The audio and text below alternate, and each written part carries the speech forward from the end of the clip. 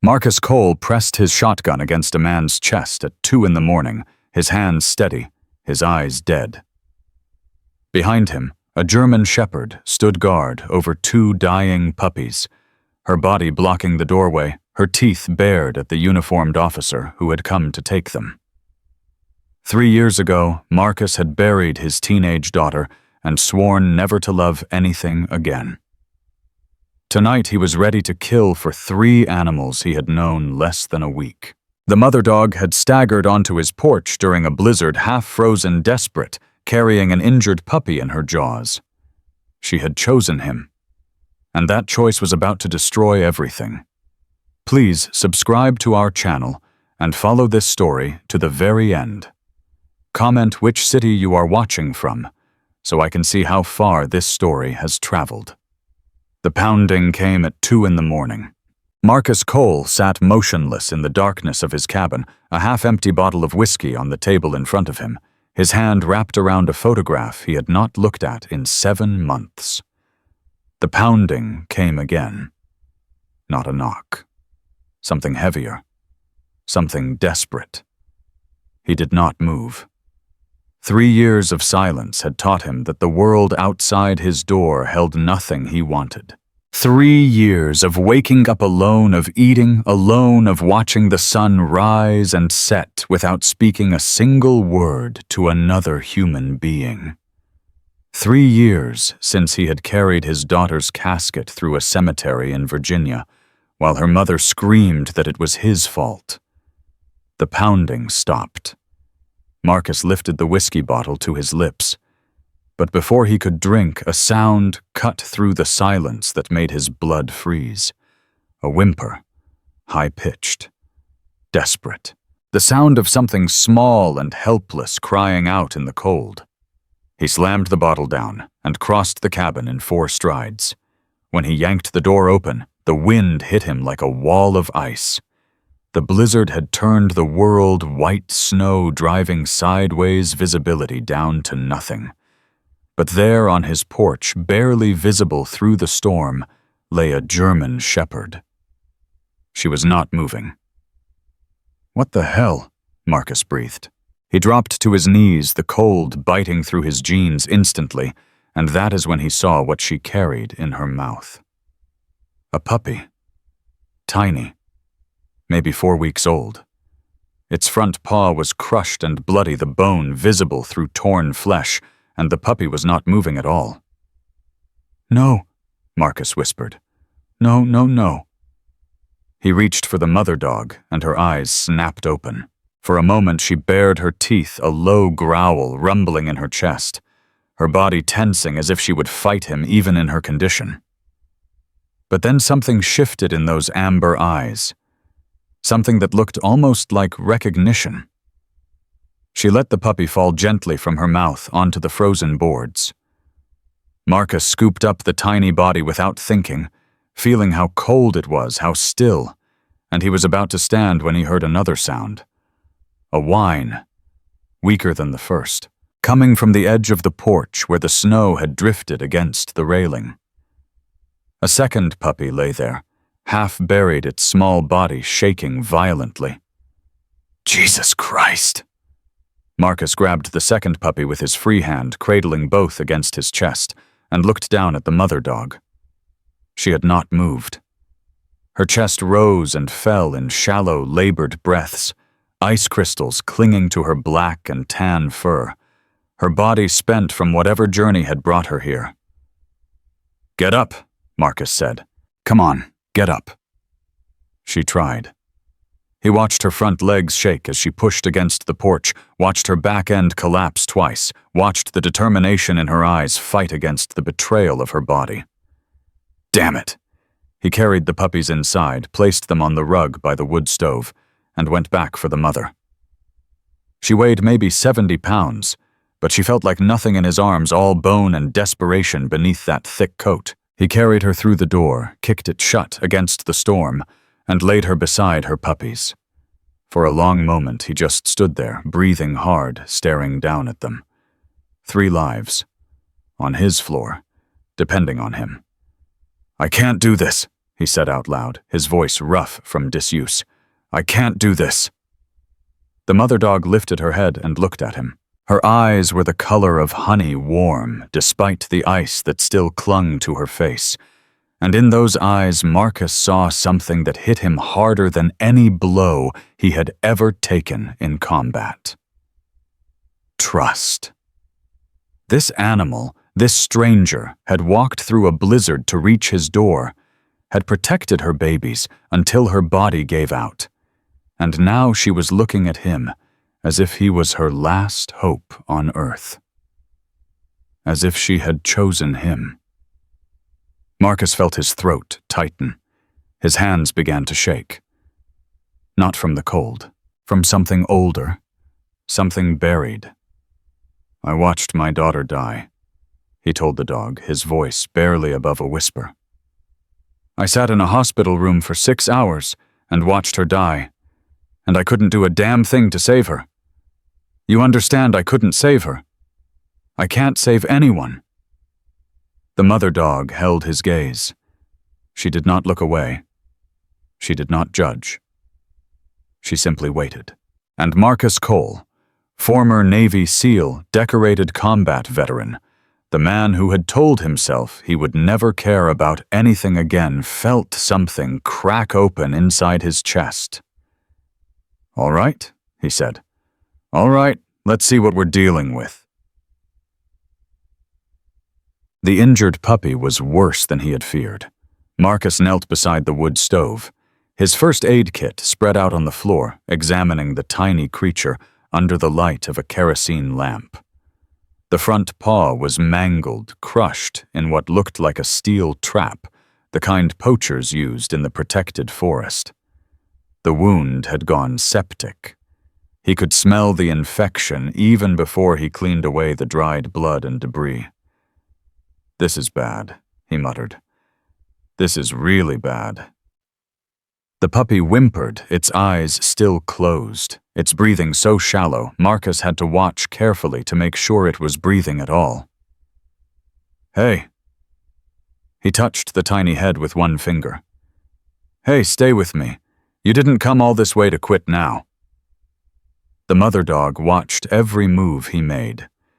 She had dragged herself closer, positioning her body so she could see both puppies, her head resting on her paws, her eyes never leaving Marcus's hands. The second puppy, the smaller one, had crawled against her belly and was nursing weakly. At least one of them was fighting. Marcus worked for the next hour, cleaning the wound, draining what infection he could, applying antibiotic ointment from his kit, and wrapping the tiny paw in clean gauze. His hands remembered the motions. 20 years of combat medicine, of patching up teammates in conditions far worse than this, of keeping men alive long enough to reach a hospital. But this was different. This was so small, so fragile. "You need a name," he said to the injured puppy. "I can't keep calling you Hay." He looked at her pale fur, the way the lamplight caught the reddish tint beneath the surface. "Ember," he decided. "Because you're barely burning, but you're still here." He turned to the smaller puppy, the one pressed against its mother's side. "And you?" He watched the tiny body squirm closer to warmth. "You made it through that storm on your own 4 feet. That takes guts." He thought for a moment. "Scout. Because you had to find your own way." Finally, he looked at the mother dog. She had not taken her eyes off him the entire time. "I don't know how far you traveled," he said. "I don't know what you went through to get here. But you brought them to me. You chose this place." He reached out slowly, giving her time to pull away, and touched the top of her head. "Hope. That's what you are. That's what you brought with you." Hope's tail moved.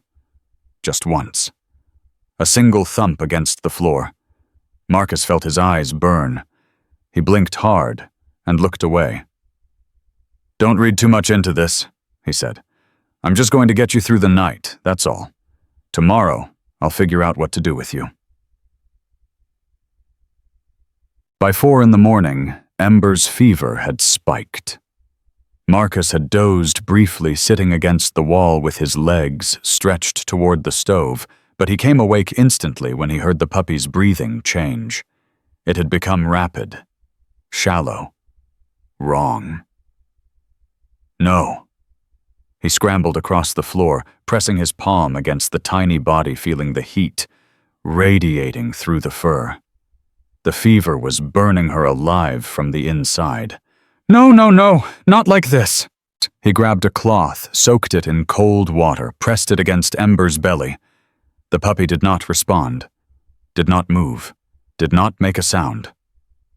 Marcus felt panic rising in his chest.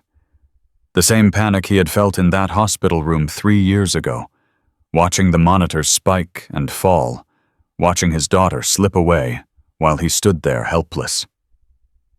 "You're not dying on me," he said through clenched teeth. "You hear me? You're not dying on my floor." Hope whined. It was the first sound she had made in hours, a low, mournful note that cut through the silence of the cabin. She crawled closer to Ember, nosing the puppy's face, licking her ears, trying to rouse her. "I know," Marcus said. "I know, I'm trying." He changed the compress, checked the wound again, cleaned it again, applied more antibiotic, dripped water into the puppy's mouth drop by drop, watching for any sign of swallowing. Nothing. "Come on, Ember. Come on." The minutes crawled by. The wind howled outside. The fire crackled and popped. And Marcus Cole found himself doing something he had not done since he was a child, kneeling beside his grandmother's bed. He prayed. "I don't know if anyone's listening," he whispered. "I stopped believing there was anything to listen to. But if you're there, if you're real, I'm asking you for this one thing. Let her live. Not for me. For her mother. For everything she went through to bring them here." He closed his eyes. His hands were still pressed against Ember's tiny body. "I couldn't save my daughter. I know that. I live with that every single day. But this one, this little one, let me save this one." The silence stretched. The fire burned low. Hope pressed her body against Marcus's side, her warmth mixing with his, her amber eyes fixed on her puppy. And then just before dawn, Ember moved. It was small. Just a twitch of her tail, a slight shift of her head. But Marcus felt it under his palm, felt the change in her breathing, felt the fever begin to break as her body started to fight back. "That's it," he breathed. "That's it, girl. Stay with me." Hope's tail thumped against the floor. Once, twice, 3 times. Marcus let out a breath he did not know he had been holding. His whole body sagged with relief, and without thinking he reached out and pulled Hope closer, burying his face in her fur, feeling her heartbeat against his chest. "Thank you," he whispered. "Thank you." He did not know if he was talking to the dog or to something larger. In that moment, it did not matter. Morning came gray and cold, the blizzard finally dying down to reveal a world buried under 3 feet of fresh snow. Marcus had not slept. He sat on the floor beside the stove, Ember cradled against his chest, watching the weak winter light creep through the frost-covered window. The puppy was stable, still weak, still fevered, but alive. Scout had crawled into Marcus's lap sometime during the night, seeking warmth, and now lay curled beside his sister, 2 tiny bodies pressed together. Hope had positioned herself so that her head rested on Marcus's thigh, her eyes half closed, finally allowing herself to rest. Marcus looked down at them, this strange family that had invaded his solitude, and felt something he had not felt in 3 years. Purpose. It terrified him. "I know what you're doing," he said to Hope. "You're making me care. You're making me responsible for something again." Hope's eyes opened. She looked up at him. I swore I wouldn't do this. After Lily, I swore I would never let myself love anything again, because losing her almost killed me. And if I lose one of you... He could not finish the sentence. His throat had closed up. Hope shifted, pressing closer against him. Her tail moved slowly, and Marcus understood in that moment that this dog knew exactly what she was asking of him. She knew the risk. She knew the cost. And she had chosen him anyway. All right, he whispered. All right, but we're doing this my way. No expectations, no promises, just one day at a time. Can you handle that? Hope's tail thumped once against the floor. Marcus almost smiled. Almost. I guess that's a yes. The knock came 3 days later. Marcus had fallen into a rhythm by then, feeding the puppies from a bottle every 4 hours, changing Ember's bandages twice daily, making sure Hope ate and rested. The routine gave structure to days that had been formless for years. He was heating water for Ember's morning feeding when he heard it. 3 sharp raps on his door. Official. Deliberate. Hope's head snapped up instantly, her ears flattened against her skull, and a low growl rumbled in her chest. Easy, Marcus said. Easy, girl. But his own body had tensed. He had not had a visitor in 11 months. No one came to this cabin. No one knew he was here except the man who owned the general store in town, and that man knew better than to make social calls. 3 more raps. Harder this time. Marcus Cole, this is Warden Daniel Garrett with the West Virginia Wildlife Enforcement Division. I need to speak with you.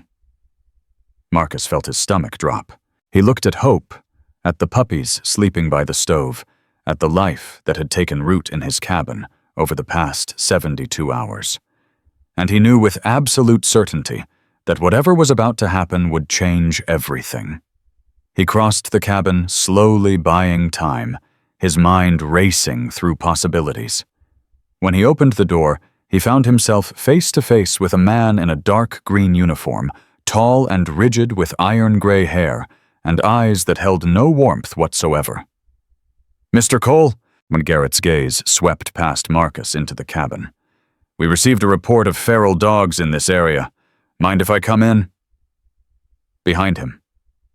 Hope began to growl louder, and Marcus Cole understood that the fight for his new family was just beginning. Garrett did not wait for permission. He stepped past Marcus into the cabin, his boots tracking snow across the floor, his eyes already locked on Hope and the puppies. His hand moved to the radio on his belt. Sir, I'm going to need you to step away from those animals. They're not feral. Marcus kept his voice steady, but his body had shifted into a stance he knew well. Feet shoulder-width apart, weight centered, ready to move.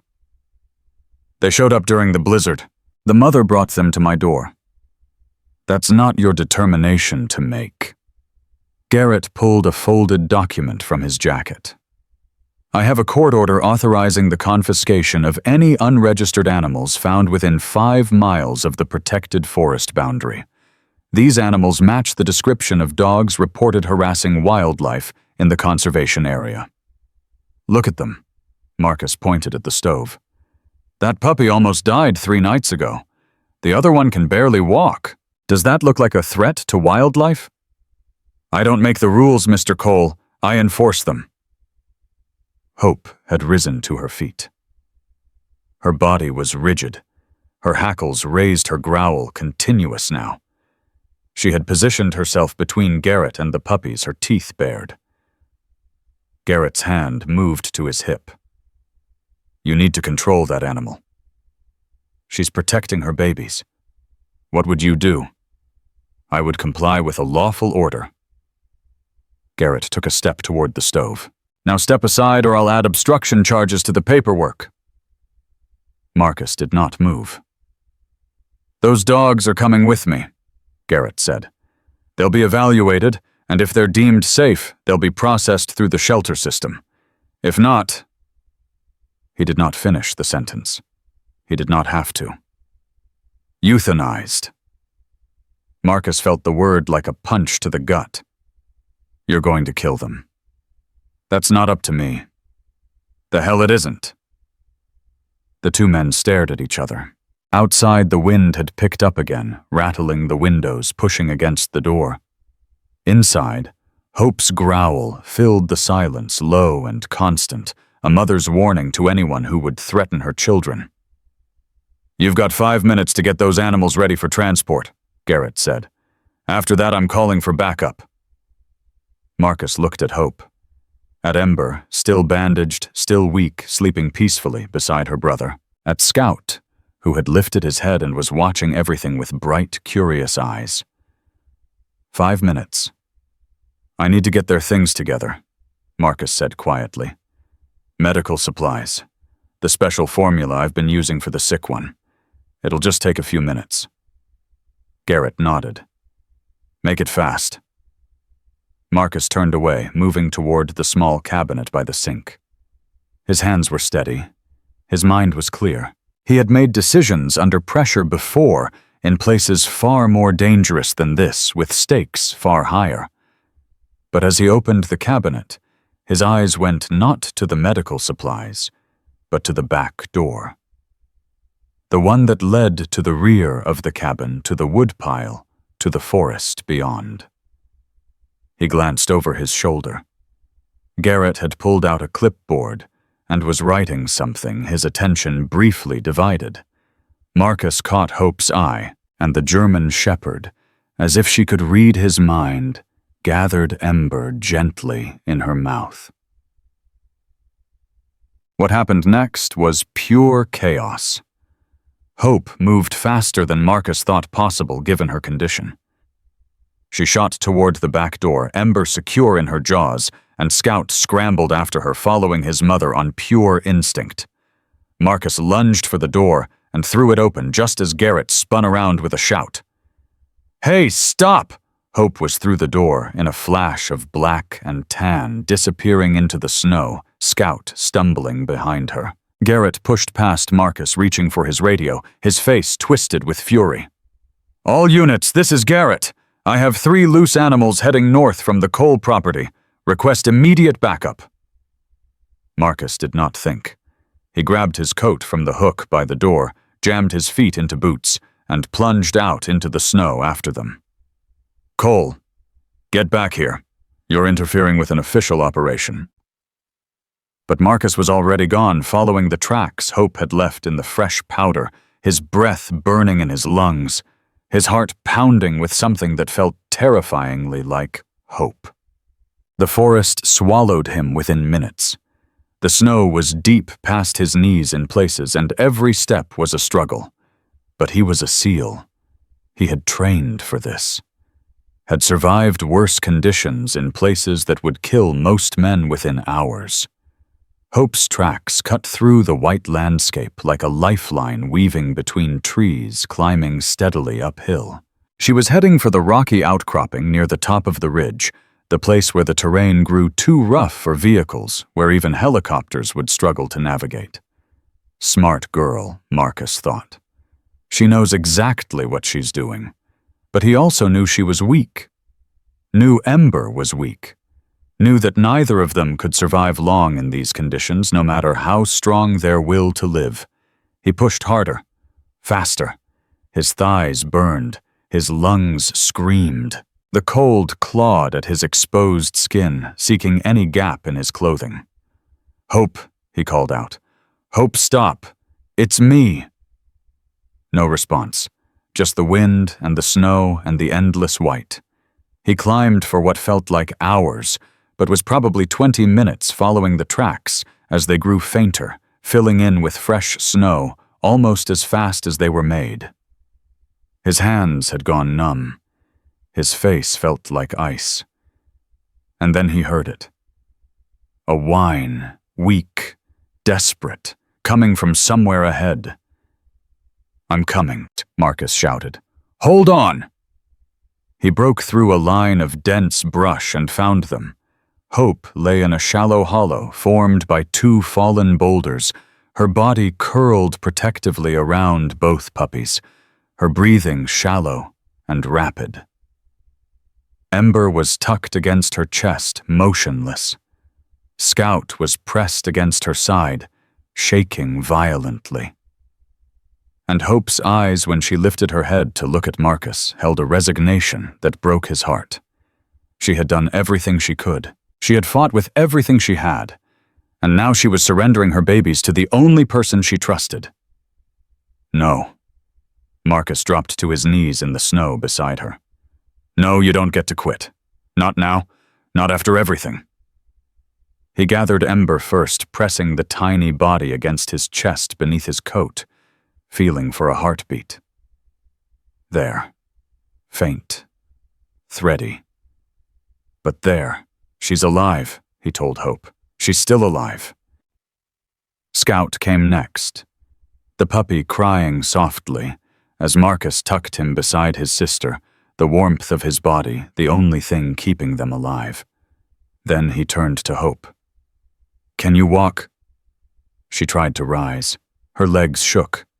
She collapsed back into the snow. Okay. Marcus stripped off his coat and wrapped it around her as best he could. Okay. We're doing this the hard way. He lifted her. 70 pounds of exhausted, half-frozen German Shepherd plus 2 puppies tucked against his chest. The weight was staggering. The cold was brutal. But Marcus Cole had carried wounded teammates through worse, had dragged dying men across battlefields, had walked through hell and come out the other side. He would carry this family home. The walk back down the mountain took everything he had. Every step was agony. His arms screamed. His back threatened to give out. The cold had seeped so deep into his bones that he could not feel his feet anymore, could only trust that they were still moving. But he kept going. One step. Then another, because 3 lives depended on him, because he had been given a second chance, because somewhere out there he believed his daughter was watching, and he would not fail her again. He saw the cabin through the trees, just as his legs finally gave out. He fell hard, managing to twist, so that Hope took the impact of his body rather than the frozen ground the puppies still secure against his chest. For a long moment he just lay there gasping, unable to move. Then he heard footsteps, crunching through the snow, coming closer. Dear God in heaven. The voice was familiar. Female, elderly. Marcus lifted his head and saw Eleanor Hayes standing over him, her silver hair escaping from beneath a wool cap, her lined face pale with shock. Help me, he managed to say. Please. Eleanor did not hesitate. She was 72 years old, barely 5 feet tall, and she moved with a certainty that spoke of decades in combat medicine. Let's get you inside, she said. All of you. And Marcus, for the first time since his daughter died, let someone else take charge. Inside the cabin, Eleanor worked with efficiency born of 40 years as an army nurse. She got Marcus onto the couch, stripped off his frozen clothing, wrapped him in blankets. She took the puppies from his arms and placed them by the stove, checking their pulses, their breathing, their body temperatures. She examined Hope with gentle hands, murmuring reassurances, her voice calm and steady. The puppies will live, she announced. The sick one is weak, but she's fighting. The mother is exhausted, but there's no frostbite, no serious damage. Marcus tried to speak. His jaw would not cooperate. Hush. Eleanor pressed a cup of hot tea into his shaking hands. Drink this. Slowly. The warmth spread through him, painful at first, then gradually soothing. How did you know? He finally managed. I saw the warden's truck parked outside this morning. Saw him come out looking furious, talking into his radio about loose animals and obstruction of justice. Eleanor's eyes were sharp, despite her age. I put two and two together. He'll be back. Yes, with more men, most likely. And a lot more paperwork. Marcus looked at Hope, who had crawled across the floor to lie beside the stove, her puppies pressed against her. She was watching him, waiting. I won't let him take them, Marcus said. I know you won't. Eleanor sat down heavily in the chair across from him. That's why I'm here. Why do you care? The old woman was quiet for a long moment. When she spoke, her voice had changed, grown softer, more distant. I lost my son in Afghanistan, James. He was 24 years old. An IED took him while he was trying to help a wounded civilian. She paused. After he died, I thought my life was over, thought there was no point in going on. Marcus felt his chest tighten. But I learned something over the years. I learned that grief doesn't have to be the end. It can be a beginning if you let it. It can teach you how to love more deeply, how to fight harder, how to see the value in every single life. She looked at Hope, at the puppies, at Marcus. Those animals chose you, just like my patients chose me all those years ago. And when something chooses you, when it puts its life in your hands and trusts you completely, you don't get to walk away. Marcus felt his eyes burn. He blinked hard. I don't know if I can do this, he whispered. I don't know if I'm strong enough. Eleanor smiled. It transformed her face, made her look decades younger. You carried a 70-pound dog and 2 puppies down a mountain in a blizzard. I think you're stronger than you know. The rest of the night passed in a blur of exhaustion and fragile hope. Eleanor stayed monitoring the puppies, keeping the fire going, making sure Marcus ate and rested. She talked to fill the silence stories from her years as a nurse. Memories of her husband, who had served in Vietnam, quiet observations about the weather and the forest and the stubbornness of life in the mountains. And Marcus listened, letting her voice wash over him, feeling something shift inside him that he had thought was dead forever. Hope. Not the dog, though her too. Hope for himself, for the future, for the possibility that maybe, just maybe, the worst was behind him. Near dawn, as the first gray light began to seep through the windows, Ember opened her eyes. Marcus was sitting beside the stove, half asleep, when he felt the tiny movement against his chest. He looked down and found himself staring into a pair of bright, curious eyes, pale blue, like early morning sky. Hey there, he whispered. Welcome back. Ember's tail moved, just a twitch, but it was enough. Hope lifted her head, seeing her daughter awake, and something in her posture changed. The tension that had defined her body since she arrived on Marcus's porch finally eased, replaced by a calm that spoke of battles won and dangers past. Eleanor appeared at Marcus's shoulder, looking down at the puppy. She's going to make it, she said. They all are. Marcus nodded. He did not trust his voice. The warden will be back today, Eleanor continued. Probably with lawyers and court orders and all kinds of official nonsense. I know. Are you ready for that? Marcus looked at Hope. At Ember. At Scout, still sleeping peacefully against his mother's side. I've been running from responsibility for 3 years, he said quietly. Running from caring about anything because caring meant the possibility of losing. But this family, this broken little family that showed up on my doorstep in the middle of a blizzard, they didn't give me a choice. They made me responsible whether I wanted it or not. He looked up at Eleanor. So yeah, I'm ready. Whatever it takes, however long it takes, I'm going to protect them. Eleanor smiled again. Good, she said. Then let's make a plan. The sun rose over the Appalachian Mountains, painting the snow-covered landscape in shades of gold and pink.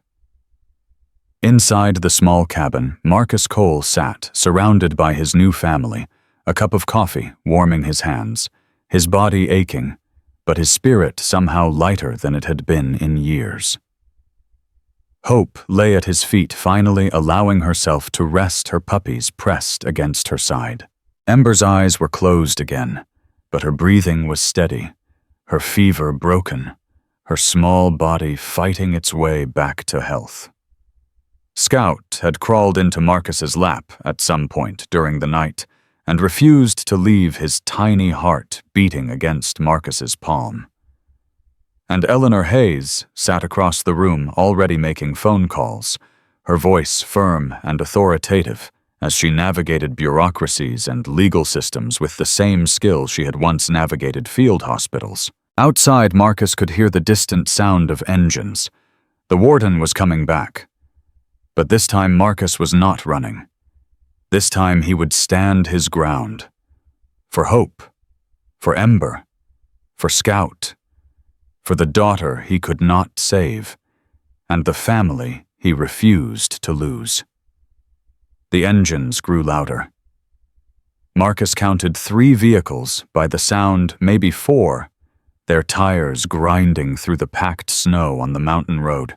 He set down his coffee cup and moved to the window, his body automatically shifting into the alert stance that 20 years of military service had carved into his bones.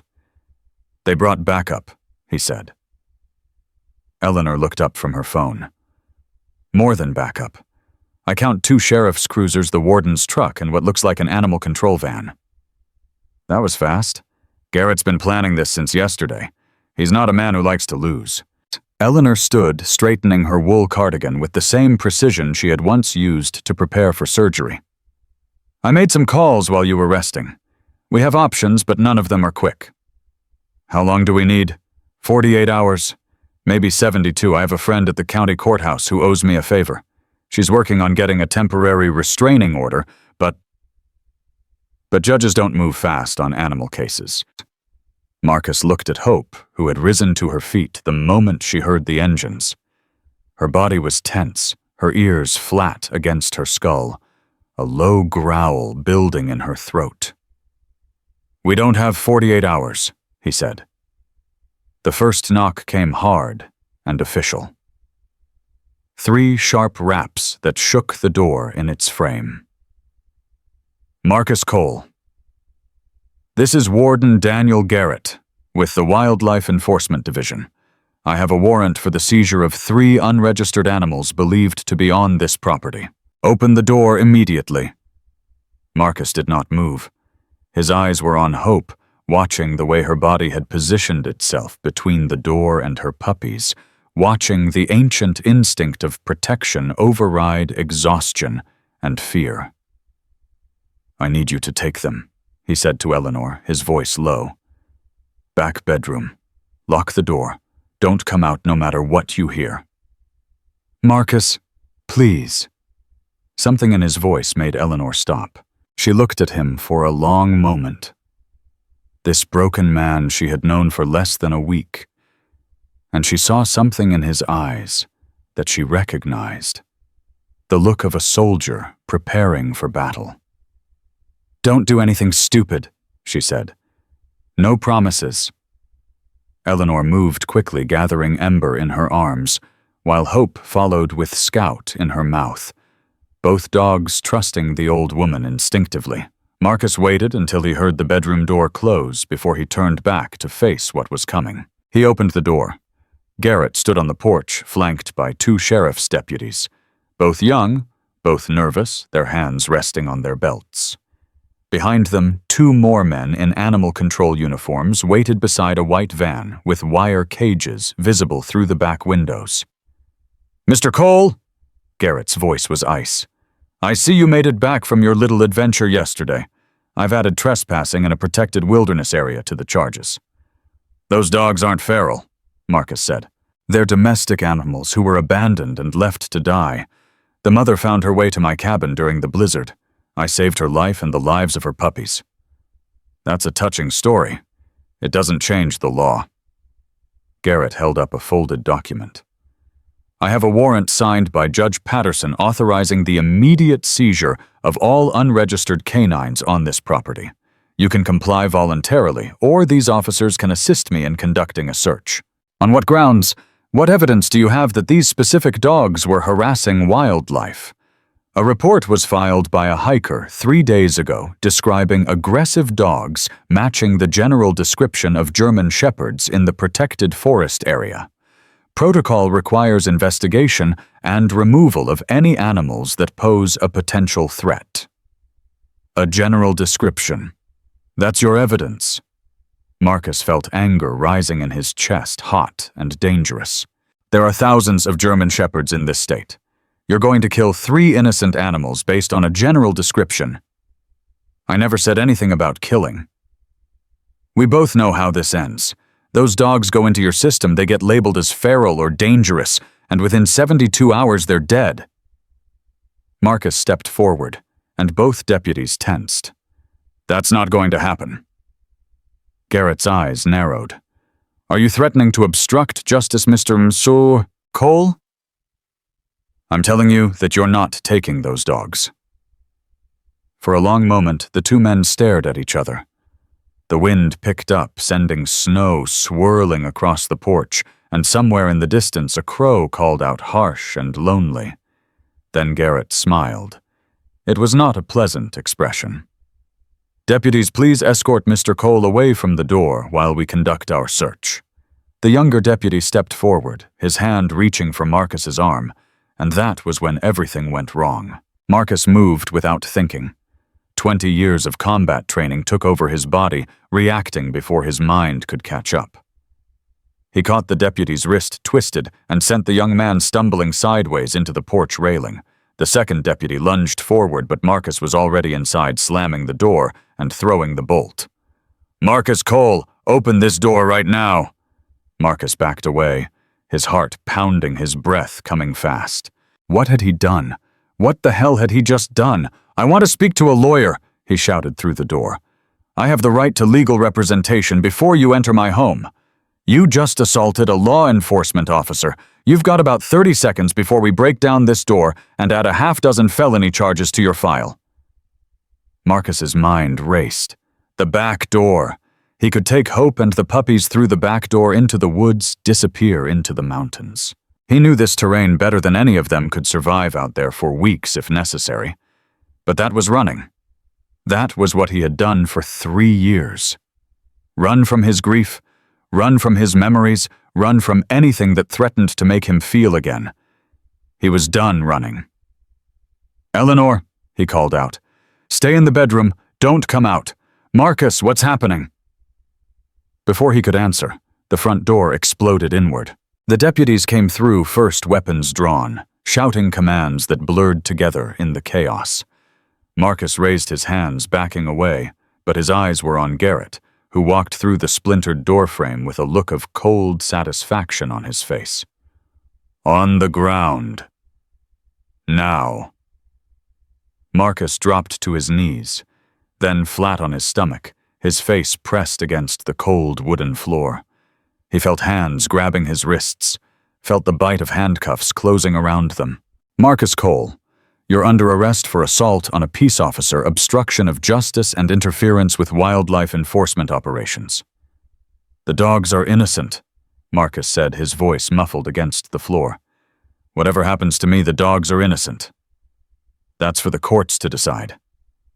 Garrett stepped over Marcus's prone body.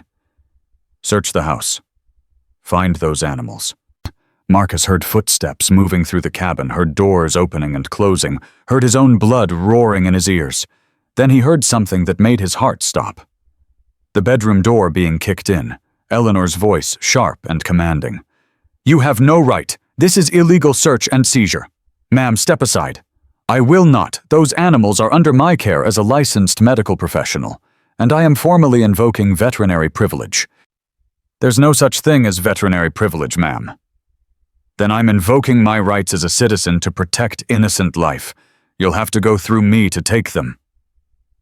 Marcus struggled against the handcuffs, trying to rise, but a deputy's knee pressed into his back, holding him down. "Eleanor, don't!" he shouted. "Let them go! It's not worth it!" But Eleanor Hayes had not survived 40 years of army nursing by backing down from bullies in uniforms. "These animals are evidence in a pending legal case," she said, her voice carrying through the cabin with an authority that made even Garrett pause. "I have filed an emergency petition with the county courthouse challenging the validity of your warrant. Until that petition is heard, any seizure of these animals constitutes illegal government overreach and violation of due process." "What petition?" Garrett demanded. Eleanor held up her phone. "Filed electronically 20 minutes ago. Judge Morrison's clerk confirmed receipt. You can proceed with your seizure, but I guarantee you'll be explaining yourself in court by tomorrow morning." The silence that followed was thick enough to cut. Marcus lay on the floor, his face pressed against the wood, his wrists aching from the handcuffs, and he felt something he had not felt in a very long time. Hope.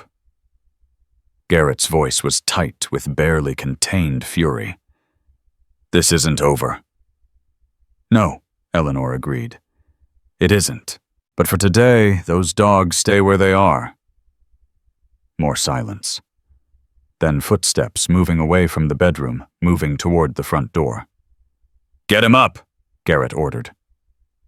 The deputies hauled Marcus to his feet. His face was red from being pressed against the floor, his wrists raw from the cuffs, but his eyes found Eleanor standing in the bedroom doorway. Hope pressed against her legs, both puppies cradled in her arms. "I'll get you out," Eleanor said. "I promise." Marcus nodded. He did not trust his voice. As the deputies dragged him toward the door, Hope broke free from Eleanor's grasp. She bounded across the cabin and planted herself in front of Marcus, her body between him and the men who were taking him away. "Hope, no." Marcus's voice cracked. "It's okay, girl. It's okay." Hope looked up at him, her amber eyes full of something that looked almost human. Understanding. Gratitude. Love. And then she did something that made every man in that cabin go still. She sat down, lifted her paw, and placed it gently on Marcus's bound hands. "Jesus," one of the deputies breathed. Marcus felt tears streaming down his face. He did not try to stop them. "I'll come back," he whispered to her.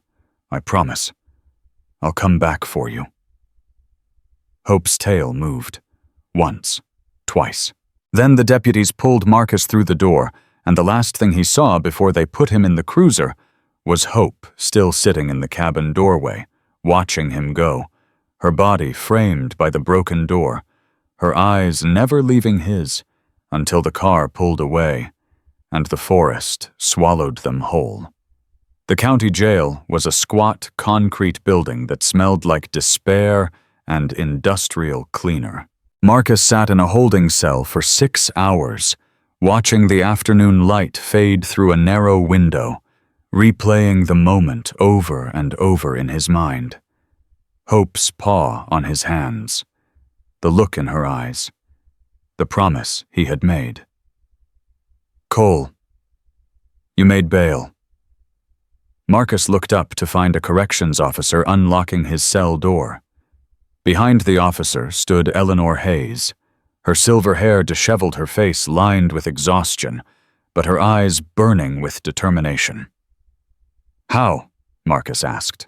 "I called in every favor I had," Eleanor said, "plus a few I didn't. Come on, we need to move fast." The paperwork took another hour. Marcus signed forms without reading them, his mind already back at the cabin, already with Hope and the puppies. "What happened after they took me?" he asked as they walked to Eleanor's truck. "Garrett tried to push the seizure, but my petition bought us time. Judge Morrison issued a temporary hold pending review. The dogs are safe for now." "For now," Eleanor's jaw tightened. "The hearing is tomorrow afternoon, 2 o'clock. We have less than 24 hours to build a case." Marcus climbed into the passenger seat. his body aching, his wrists still raw from the handcuffs. "What do we need?" "Evidence that those dogs aren't feral. Proof that they're domestic animals who were abandoned. And preferably some way to explain why a Navy SEAL tackled a sheriff's deputy in his living room." Marcus closed his eyes. That was stupid. Yes, it was. Eleanor started the engine. But it was also the bravest thing I've seen in a long time. They drove in silence for several minutes, the truck bouncing over rutted mountain roads. Marcus stared out the window at the darkening forest, his mind turning over possibilities. "There might be something," he said finally. "What?" "Ember's injury. You said it looked like a trap wound." "That's what I thought, yes. If we can prove she was caught in an illegal trap, that changes the narrative. Those dogs weren't harassing wildlife. They were victims. Someone set an illegal trap on protected land and Ember got caught in it. Hope was trying to save her puppies when she found my cabin." Eleanor was quiet for a moment. "That's a big if. We'd need to find the trap, prove it was illegal, and connect it to Ember's injury. I know where to look. How? Because I followed Hope's tracks when she ran. I know where she came from. And if I'm right, the trap is still there." Eleanor glanced at him. "You want to go back into the forest tonight, after everything that happened?" Marcus thought about Hope, sitting in the cabin doorway, her paw on his hands, her eyes full of trust. "Yes," he said, "I do." The cabin was dark when they arrived, but Hope met them at the door before Marcus even reached the porch. She had been waiting, her body pressed against the damaged frame, her eyes scanning the darkness until they found him. "Hey, girl." Marcus dropped to his knees, and Hope was on him instantly, her whole body wiggling, her tongue licking his face, her tail beating against his legs. "I told you I'd come back." Eleanor stepped around them, heading inside to check on the puppies. Marcus stayed on the porch with Hope, his arms wrapped around her neck, his face buried in her fur. "I need your help," he said quietly. "I need you to show me where you came from." Hope pulled back and looked at him. Her ears twitched, her head tilted slightly to one side. "Can you do that? Can you take me back to where Ember got hurt?" For a long moment, Hope just stared at him. Then she turned and trotted down the porch steps, pausing at the edge of the clearing to look back over her shoulder. She was waiting for him to follow. Marcus stood, his legs stiff, his body screaming for rest. But rest could wait. This couldn't. "Eleanor," he called into the cabin. "Watch the puppies. I'll be back before dawn." The old woman appeared in the doorway, Ember cradled in her arms. "Marcus, you're exhausted. This is madness." "Maybe." He grabbed a flashlight from the truck. "But it's the only chance we've got." He followed Hope into the forest. The night swallowed them within minutes, darkness pressing close, the only light coming from Marcus's flashlight, and the occasional glimpse of stars through the canopy above. Hope moved with purpose, her body low to the ground, her nose working constantly, following a trail only she could see. Marcus struggled to keep up. His legs were heavy, his lungs burning from the cold air, his mind fuzzy with exhaustion. But every time he faltered, Hope would stop and look back at him with those amber eyes, and he would find the strength to keep moving. They climbed for over an hour, the terrain growing steeper and more treacherous with every step. Marcus lost the trail twice, had to backtrack, had to trust Hope's instincts when his own senses failed him. And then, just as he was about to collapse, Hope stopped. She was standing at the edge of a small clearing, her body rigid, her growl low and continuous. Marcus swept his flashlight across the space and felt his blood run cold. The trap was still there. It was a steel-jaw, leg-hold trap, illegal on federal land, its teeth stained with dried blood. And beside it, barely visible in the snow, was a small collar. Pink, with a name tag shaped like a heart. Marcus picked it up with shaking hands and read the inscription. Ember, beloved daughter. If found, please call. There was a phone number beneath the name. Oh my God, Marcus breathed. Hope pressed against his leg, whining softly. These weren't feral dogs. These were someone's family. Someone had loved them, named them, given them matching collars and heart-shaped tags. Someone had lost them, or someone had abandoned them. Marcus pulled out his phone. No signal. Of course. He was miles from civilization in the middle of a national forest in the dead of night. But he had what he needed. The collar, the trap, the truth. He looked down at Hope, her amber eyes reflecting his flashlight. "Let's go home," he said. They made it back to the cabin just as the first light of dawn was breaking over the mountains. Marcus burst through the door, the collar clutched in his hand, his body running on nothing but adrenaline and desperation. "Eleanor, I found it!" The old woman was asleep in the chair by the stove, Ember and Scout curled in a blanket on her lap. She jerked awake at his voice, her eyes instantly alert. "What? What is it?" Marcus held up the collar. "They're not feral. Someone owned them. Someone abandoned them." Eleanor took the collar, turning it over in her hands. Her eyes widened as she read the inscription. "There's a phone number," she said. "I know, but there's no signal up here." "There is at my house." Eleanor was already standing, gently transferring the puppies to the blanket by the stove. "It's 20 minutes down the mountain. If we hurry..." "The hearing is in 8 hours. Then we don't have time to waste."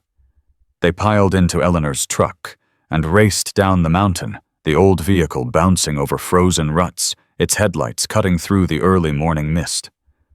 Marcus clutched the collar like a lifeline, his mind racing through possibilities. Who had owned these dogs?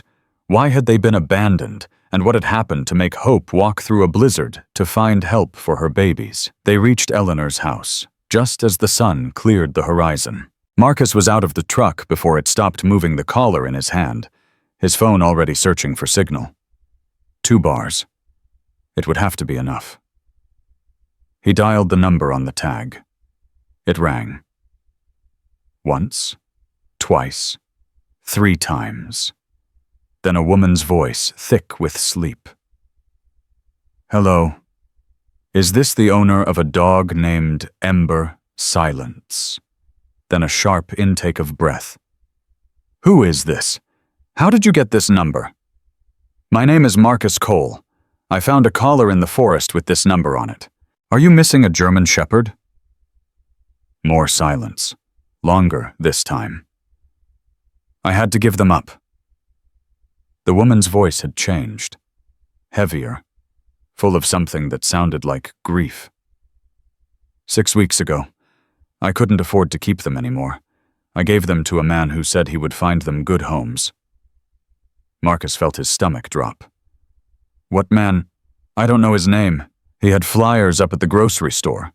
Said he rescued dogs and placed them with families who could take care of them." "Do you remember what he looked like? Tall, gray hair, had some kind of uniform?" The woman paused. "He seemed so nice. He said Hope and her puppies would be safe." Marcus's hand tightened around the phone. Tall, gray hair, uniform. "Thank you," he said. "You've been very helpful." He hung up and turned to Eleanor, his face pale. "What is it?" she asked. "What did she say?" "She gave Hope and the puppies to someone 6 weeks ago. A man with gray hair in some kind of uniform who promised to find them good homes." Eleanor's eyes widened. "You don't think..." "I don't think," Marcus said. "I know." He held up the collar, the heart-shaped tag catching the morning light. "Garrett didn't find these dogs in the forest. He put them there. He's been taking animals from people who can't afford to keep them, dumping them on protected land, and then using reports of feral dogs to justify his budget and his authority." Eleanor's hand went to her mouth. "That's monstrous." "That's what we're going to prove." Marcus looked at his watch. We've got 7 hours until the hearing. Let's get to work. The rest of the morning was a blur of phone calls, research, and desperate preparation. Eleanor contacted every animal rescue organization in the county, asking if they had heard of a man collecting dogs from families in need. Marcus drove back to the forest and photographed the trap, documenting its location with GPS coordinates. By noon, they had found 3 more families who had given animals to the nice man in the uniform. By 1 o'clock, they had testimony from a wildlife biologist confirming that the trap Marcus found was illegal and had been set within the past 2 months. By 1:30, they were walking into the county courthouse armed with evidence prepared for war. Garrett was already there. He sat at the prosecutor's table. His uniform pressed his face arranged in an expression of professional concern. When he saw Marcus, something flickered in his eyes. Fear, anger. Marcus couldn't tell. All rise for the Honorable Judge Morrison. The judge was a woman in her 60s with iron gray hair and eyes that missed nothing. She took her seat, reviewed the file in front of her, and looked up. This is a hearing on the emergency petition filed by Eleanor Hayes, challenging the seizure warrant issued for 3 dogs currently in the custody of Marcus Cole. Mr. Cole, I understand you're representing yourself. Yes, Your Honor. And Warden Garrett, you're here on behalf of the Wildlife Enforcement Division. Yes, Your Honor. Then let's begin. Warden Garrett, you may present your case. Garrett stood buttoning his jacket. Your Honor, the facts are simple. 3 days ago, we received a report of aggressive dogs in the protected forest area. As required by protocol, I investigated and discovered 3 unregistered German shepherds at Mr. Cole's residence. When I attempted to execute a lawful seizure warrant, Mr. Cole assaulted one of my deputies and fled into the forest with the animals. His behavior suggests that these dogs may indeed be dangerous and require immediate removal. Judge Morrison turned to Marcus. Mr. Cole. Marcus stood. His legs were shaking, but his voice was steady.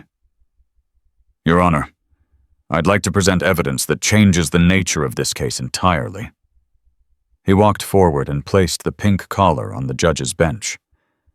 This collar was found at the site where one of the puppies was injured. The tag identifies the dog as Ember and includes a phone number.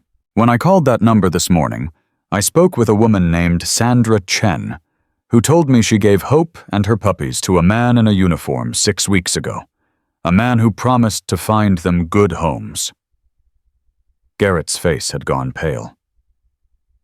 Mrs. Chen will testify by phone if necessary, Marcus continued, as will 3 other families who gave animals to the same man.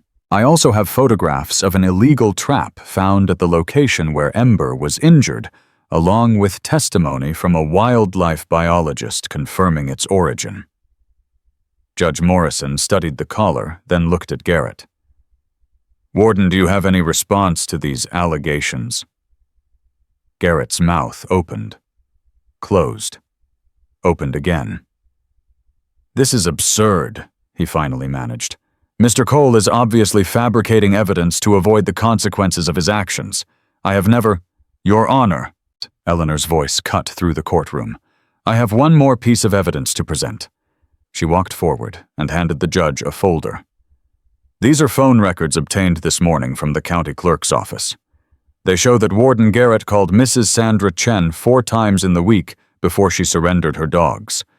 They also show similar calls to the other families we contacted. The silence in the courtroom was absolute. Judge Morrison studied the records for a long moment. When she looked up, her eyes were cold. Warden Garrett, I am dismissing the seizure warrant immediately. I am also ordering an investigation into these allegations. You are suspended pending the outcome of that investigation. Garrett's face had gone from pale to gray. Your Honor, I can explain.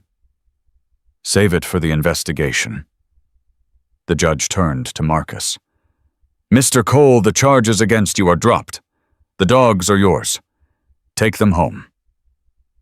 Marcus felt his knees go weak. He gripped the edge of the table to keep from falling. "Thank you, Your Honor." "Don't thank me." Judge Morrison's voice softened slightly. "Thank that woman beside you who refused to give up. And thank whatever force brought those dogs to your door." Marcus looked at Eleanor. She was crying, tears streaming down her weathered face, but she was smiling. "Let's go get our family," she said. They walked out of the courthouse into the afternoon sun, and Marcus felt something break open inside him that had been closed for 3 years. It wasn't over. There would be trials, investigations, questions to answer, and explanations to give. But Hope was safe. Ember was safe. Scout was safe. And for the first time since his daughter died, Marcus Cole believed that he might be safe too. The drive back to the cabin felt longer than it should have. Marcus sat in the passenger seat of Eleanor's truck, the pink collar still clutched in his hand, his mind racing through everything that had happened in the courtroom. Garrett's face when the phone records came out. The judge's cold fury. The way the warden's carefully constructed world had collapsed in a matter of minutes. "You're quiet," Eleanor said. "Just thinking." "About what?" Marcus turned the collar over in his hands, watching the heart-shaped tag catch the afternoon light. "About how close we came to losing them. If you hadn't filed that petition. If I hadn't found this collar. If that woman hadn't answered her phone." "But I did. And you did. And she did." Eleanor's voice was firm. "That's not luck, Marcus. That's providence." "I stopped believing in providence a long time ago. Maybe it's time to start again." They rounded the final bend, and Marcus saw the cabin through the trees. His cabin. His home. And standing on the porch, her tail wagging so hard her whole body shook, was Hope. Marcus was out of the truck before Eleanor had fully stopped. Hope bounded down the steps and launched herself at him, her paws hitting his chest, her tongue finding his face, her whole body vibrating with joy. Marcus caught her staggering backward, laughing despite himself. "Hey, girl! Hey, I told you I'd come back!" Hope whined and pressed closer, her nose pushing against his neck, her breath warm and real and alive. "Let's go see your babies," Marcus said. Inside the cabin, Ember and Scout were exactly where he had left them, curled together in the blanket by the wood stove. But something was different. Ember lifted her head when she heard Marcus's voice, and for the first time since he had found her, her tail moved. Just a tiny wag, barely visible, but it was enough. Marcus dropped to his knees beside them, his hand trembling as he stroked Ember's pale fur. "You're going to be okay," he whispered. "All of you, I promise." Eleanor watched from the doorway, her arms crossed over her chest, her eyes bright with unshed tears. "What happens now?" she asked. Marcus looked up at her. "Now we wait. The investigation will take weeks, maybe months. Garrett will fight back. He has connections, resources, people who owe him favors. And you, I have 3 dogs who need me." Marcus looked down at Hope, who had settled beside him, her head resting on his thigh. "That's enough." But it wasn't enough. Not for Garrett. The first sign of trouble came 3 days later. Marcus was outside splitting firewood when he heard the crunch of tires on the gravel road. He straightened axe in hand and watched as a black SUV pulled into the clearing. Not a county vehicle, not a sheriff's cruiser. Something else. 2 men stepped out. Both wore dark suits that looked expensive and out of place in the mountain wilderness. Both moved with the careful precision of people who had been trained to handle difficult situations. Marcus Cole. The taller one had gray eyes and a voice that carried no warmth. "Who's asking? My name is Harrison Webb. I represent certain interests in the state capitol who are concerned about recent developments in this area." "Concerned how?" Webb smiled. It didn't reach his eyes. Warden Garrett has been a valuable asset to various conservation efforts for many years. His suspension has created complications for several ongoing projects. We were hoping you might be willing to discuss a resolution that benefits everyone involved. Marcus felt his grip tighten on the axe handle. A resolution. Yes. You drop your complaint against Garrett. He returns to duty, and certain arrangements are made to ensure your situation here remains undisturbed. My situation.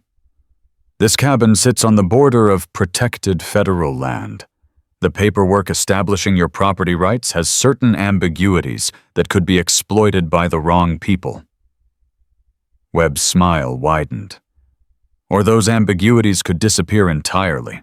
It all depends on how cooperative you're willing to be. Marcus stared at the man for a long moment. Behind him inside the cabin he could hear Hope growling. "Get off my property," he said. "Mr. Cole, I don't think you understand." "I understand perfectly."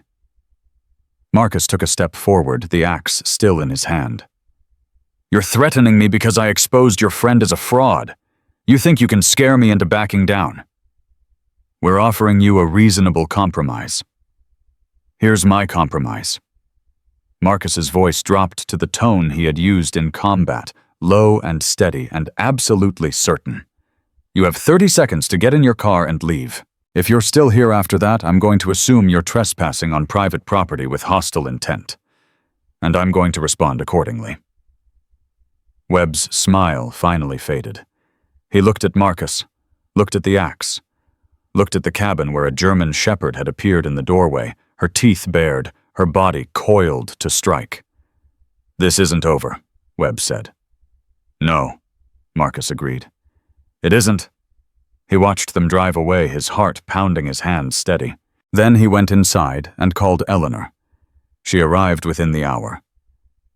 "Harrison Webb," she said, scrolling through something on her phone. "He's a political fixer. Works for a lobbying firm that represents hunting and wildlife management interests across 6 states. Which means Garrett wasn't working alone. No, he was part of something bigger. A network of people who use conservation laws to control land access, eliminate competition, and funnel money to the right places." Eleanor looked up from her phone. "You didn't just expose a corrupt warden, Marcus. You stumbled into a hornet's nest. So what do? We go public, take everything we have to the media, make it too big to bury." Marcus shook his head. "They'll spin it. Say I'm a violent ex-military loner with a grudge against authority. They'll make me the story instead of Garrett. Then we need more evidence, more witnesses, more ammunition. Well, where are we going to find that?" Eleanor was quiet for a moment. Then she smiled. "Sandra Chen, the woman who gave hope to Garrett. She's not the only one. We found 3 other families, remember? What if there are more? What if Garrett has been doing this for years?" Marcus felt something shift in his chest. A spark of possibility. "You want to track down everyone he's ever taken an animal from?" "I want to build an army. People who've been hurt by this man. People who've lost pets they loved to his scheme. People who are angry and want justice." Eleanor's eyes were bright. "We're not going to fight this alone, Marcus. We're going to fight it together." The next 2 weeks were a blur of phone calls, interviews, and sleepless nights. Eleanor worked her network of medical contacts, tracking down families who had surrendered animals to the nice man in the uniform.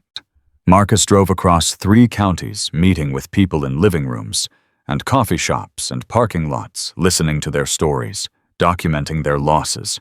The pattern was always the same. A family in crisis. A job lost, a medical emergency, a divorce. Someone who couldn't afford to keep their pets anymore. And then Garrett appearing like an angel, promising to find good homes for their beloved animals. Only the homes never existed. The dogs were dumped in the forest. Most of them died. The ones who survived were used to justify Garrett's budget requests, his seizure operations, his power.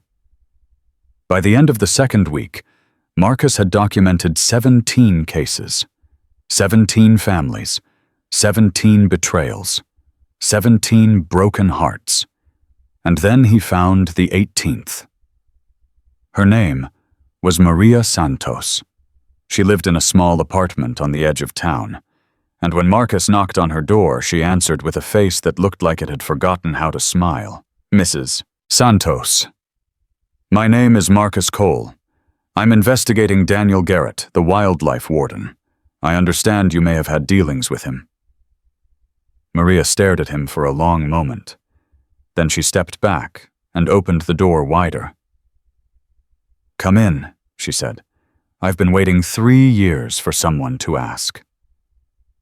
The story Maria told was different from the others. She had been a dog breeder, German Shepherds specifically, award-winning bloodlines going back 4 generations. Her dogs had competed nationally, won titles, produced puppies that sold for thousands of dollars. Then Garrett had shown up. "He said I was operating without proper licenses," Maria explained. "Said my kennel was a threat to the local wildlife population.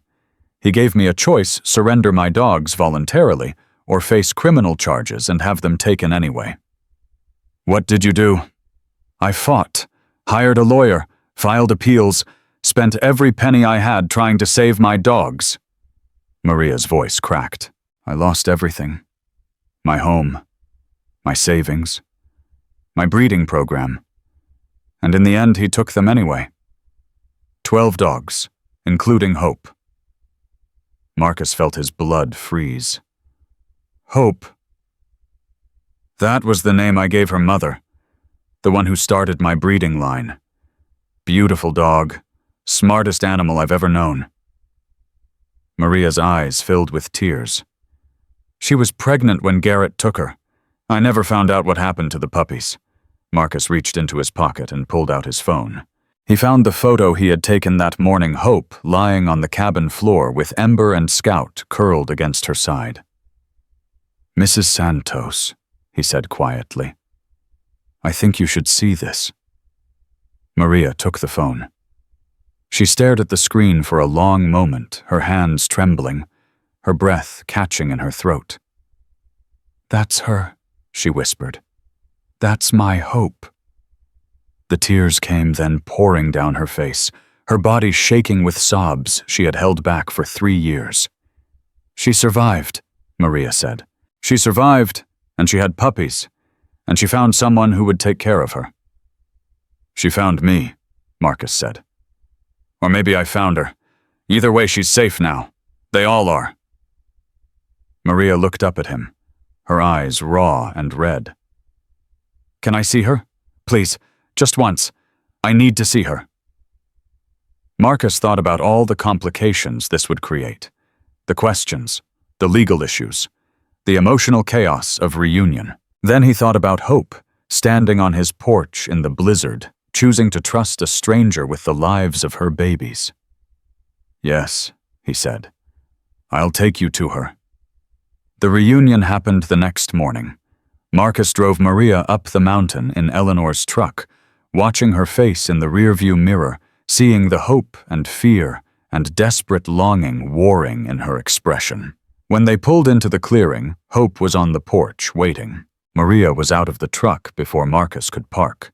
She walked toward the cabin on unsteady legs, her hands reaching out, her voice calling a name she hadn't spoken in 3 years.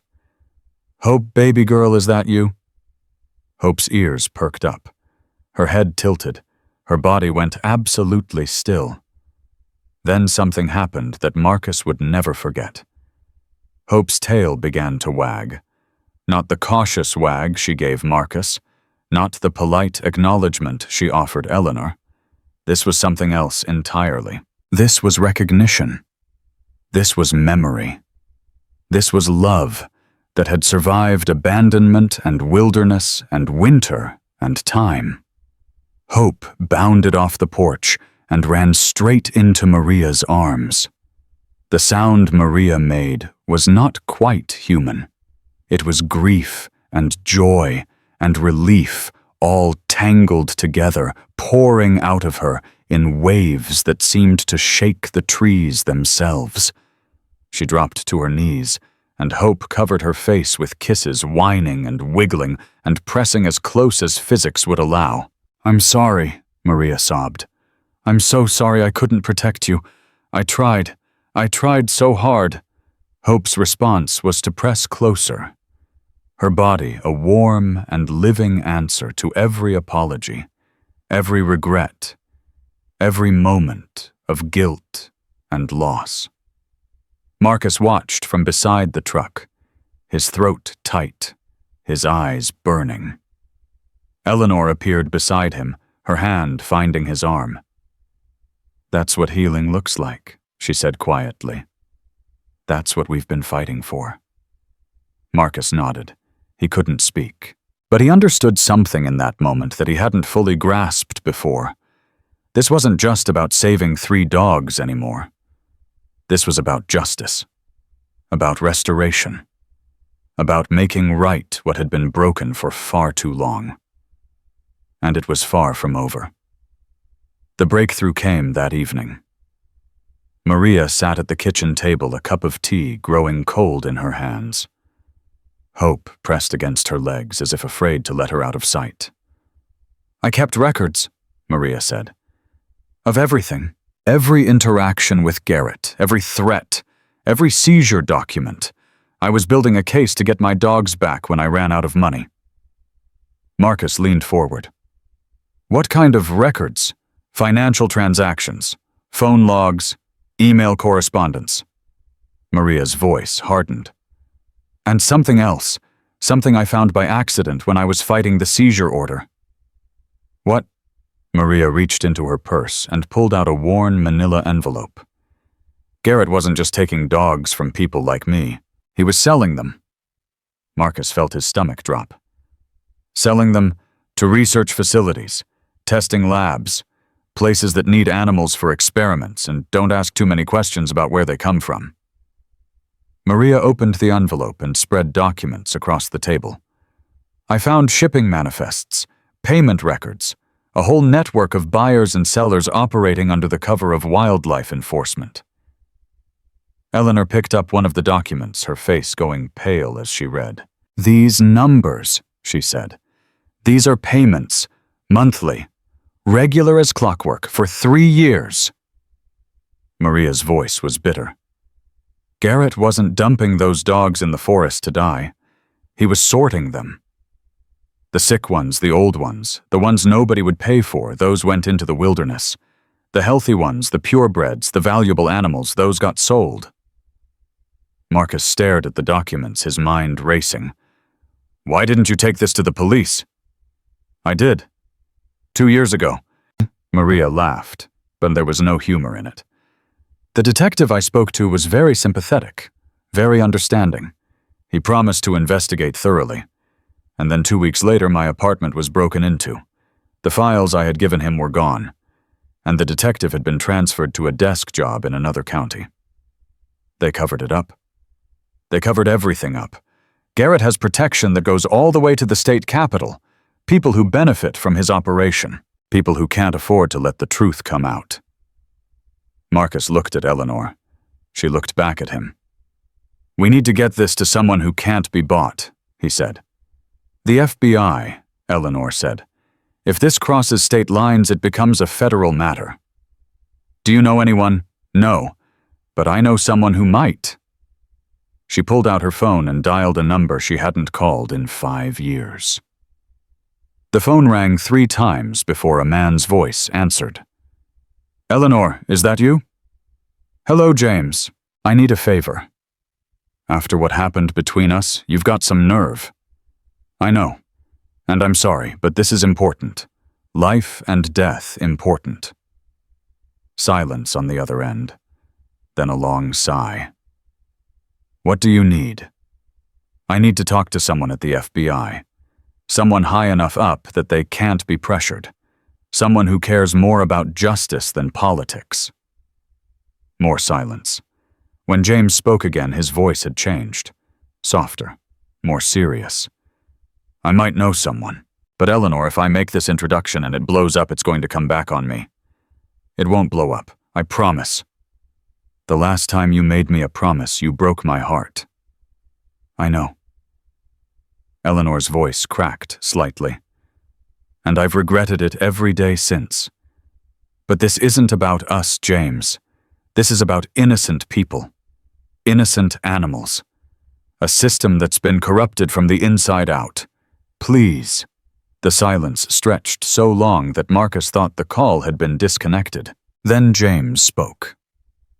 There's a woman named Catherine Wells. She runs the public corruption unit out of the Richmond field office. She's tough, she's honest, and she owes me a favor. He paused. I'll make the call. But Eleanor, yes. Be careful. The people you're going after, they don't play nice, and they don't forget. Neither do I. She hung up and looked at Marcus. We have 48 hours. That's how long it'll take to arrange a meeting with Wells. In the meantime, we need to get Maria and these documents somewhere safe. She can stay here. No. If Webb and his people know you're involved, this is the first place they'll look. Eleanor thought for a moment. I have a friend in Roanoke, a retired judge. Her house is secure and she doesn't scare easy. Maria can stay there until the meeting. Marcus nodded. What about the dogs? They stay with you. Hope has already been through enough. We're not moving her again. Maria stood up from the table, Hope immediately rising with her. I understand, she said quietly, and I'm grateful for everything you've done. She knelt down and wrapped her arms around Hope one more time, pressing her face into the dog's fur. I'll come back for you, she whispered, when this is over. I promise. Hope's tail wagged once. Then she licked Maria's face, a simple gesture that carried more meaning than any words could express. Maria stood, wiped her eyes, and followed Eleanor out the door. Marcus watched them drive away, his heart heavy with the weight of what was coming. Then he turned back to the cabin where Hope sat in the doorway, watching him with those amber eyes that had seen so much loss and somehow still believed in love. It's just us now, girl, he said. For a little while longer. Hope's tail wagged, and somewhere in the mountains, Marcus could have sworn he heard thunder, even though the sky was perfectly clear. The attack came at midnight. Marcus was asleep on the couch. Ember and Scout curled in his lap. Hope stretched across the floor by the wood stove. He had been dreaming of his daughter, of the way she used to laugh when he told bad jokes, of the warmth of her hand in his. Hope's growl woke him. It was low and continuous, not the sharp bark of a startled dog, but the deep rumble of an animal sensing danger. Her body was rigid, her ears flat, her eyes fixed on the front door. Marcus was on his feet instantly, the puppies tumbling gently onto the blanket as he moved toward the window. 3 vehicles sat in the clearing outside. No headlights. No sound. Just shadows moving between the trees. Marcus's military training took over. He grabbed the shotgun from the rack above the door and chambered around. Easy, girl, he whispered to Hope. Stay with the puppies. But Hope was already moving, positioning herself between the door and her babies, her growl never wavering. The first knock came hard enough to shake the cabin walls. Marcus Cole, this is a courtesy visit. Open the door and nobody gets hurt. Marcus recognized the voice. Harrison Webb. I'm armed, Marcus shouted back. And I've already called the sheriff. They'll be here in 15 minutes. Laughter from outside. Multiple voices. The sheriff is 40 miles away and we've already handled the phone lines. Nobody's coming to help you, Cole. Now open the door or we'll open it ourselves. Marcus's mind raced. He had faced worse odds in combat, had survived situations that should have killed him a dozen times over, but he had never had to protect anyone but himself. Now he had 3 lives depending on him. What do you want? He called out. The documents, the woman who brought them, And your word that you'll drop this investigation and disappear. And if I refuse, then we take what we want and make sure you're not around to complain about it." Marcus looked at Hope, at the puppies huddled in the blanket, at the home he had built from nothing in the years since his daughter died. "I'm coming out," he said. Hope whined, pressing against his leg. "Stay," he told her. "Protect them. No matter what happens, protect them." He took a breath. Then he opened the door and stepped onto the porch, the shotgun held across his chest. Webb stood at the edge of the clearing, flanked by 4 men. All of them were armed. All of them were waiting. "Smart choice," Webb said. "Now put down the weapon, and let's talk like civilized people." Marcus didn't move. His eyes scanned the group, assessing threats, calculating angles, doing the math of survival. "The documents are gone," he said. "The woman is gone. You're too late." Webb's smile faded. "Then we have a problem." "No." Marcus's voice was steady. "You have a problem. Because in about 12 hours, everything you've been protecting is going to be front-page news. The FBI has everything. The financial records, the shipping manifests, the names of every buyer and seller in your network. You're bluffing. Am I?" Marcus took a step forward. "Ask yourself why I'm not scared. Ask yourself why I'm standing here alone facing 5 armed men without calling for backup. Ask yourself what I know that you don't." Doubt flickered across Webb's face. "Kill him," one of the men said. "Kill him and burn the cabin. Nobody will ever know." "And then what?" Marcus asked. "The evidence is already in federal hands. My death would just confirm everything I've told them. You'd be adding murder to the list of charges." "He's right." Webb's voice was tight. "We can't touch him. Not now. So we just walk away. We regroup, find another approach." Webb looked at Marcus with something that might have been respect. "You've made some powerful enemies tonight, Cole. I hope your FBI friends are worth it." "They are." Webb held his gaze for a long moment. Then he turned and walked back to his vehicle, his men following. Marcus stood on the porch, shotgun raised, until the last car had disappeared down the mountain road. Then his legs gave out, and he sat down hard on the cold wood, his whole body shaking with adrenaline and relief. Hope appeared in the doorway, her puppies stumbling behind her. She walked over to Marcus, pressed her body against his side, and rested her head on his shoulder. And in that moment, surrounded by the family he had never expected to have, Marcus Cole finally understood what it meant to fight for something worth protecting. The FBI arrived 3 days later.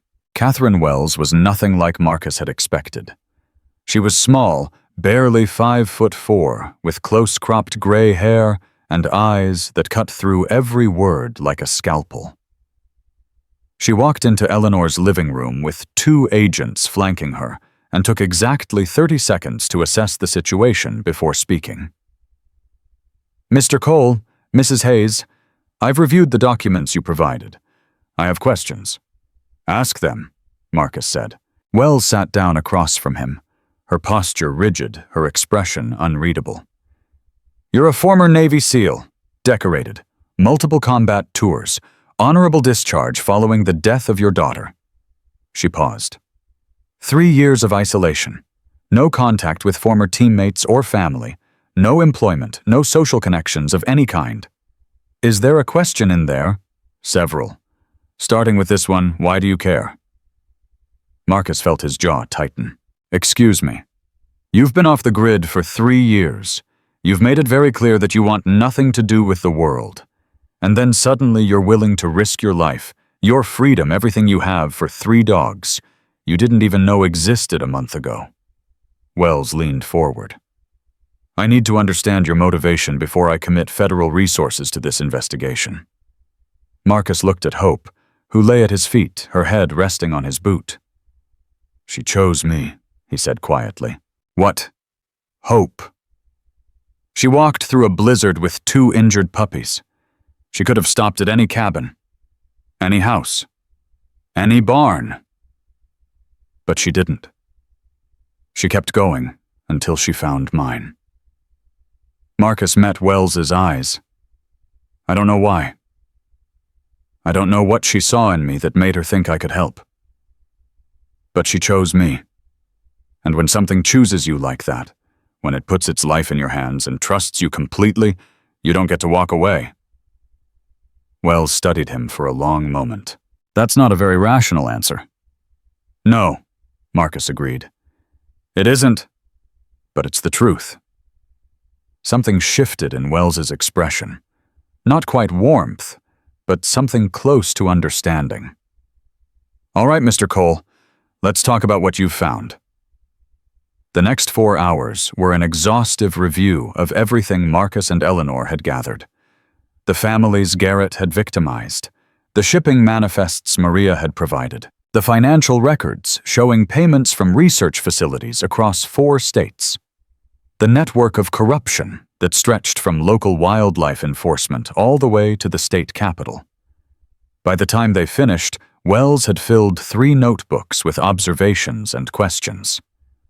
This is bigger than I anticipated, she said finally. Garrett is just the tip of the iceberg.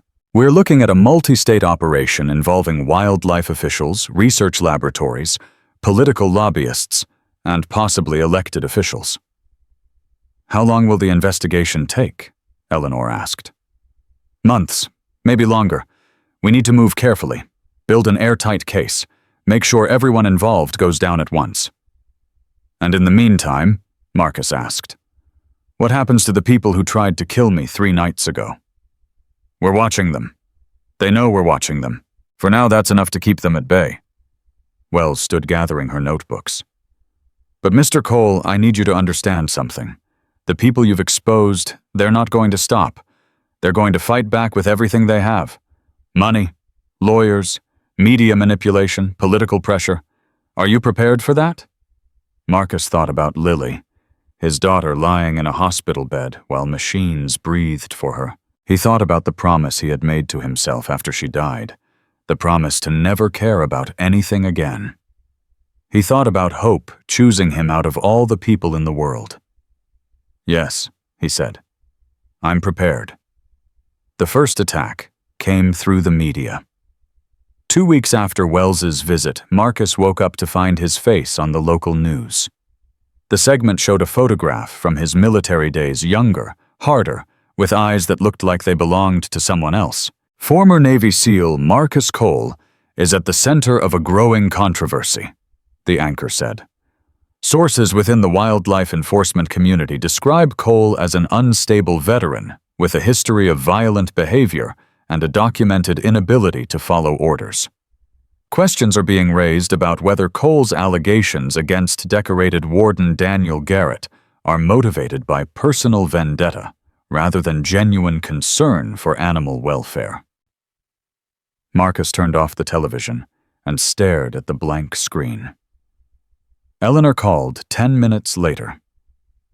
Did you see it? I saw it. It's all over social media.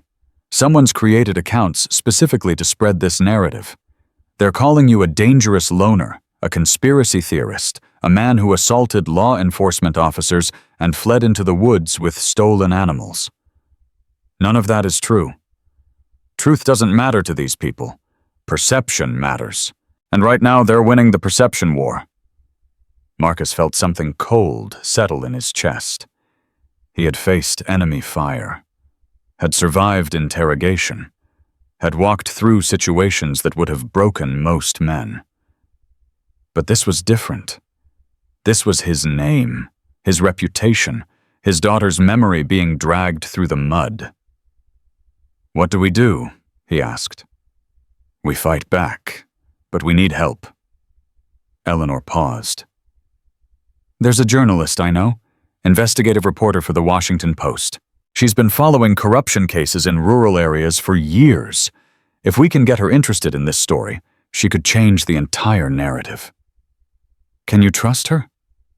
I trusted her with my husband's story 20 years ago. She handled it with dignity and honesty. Eleanor's voice softened.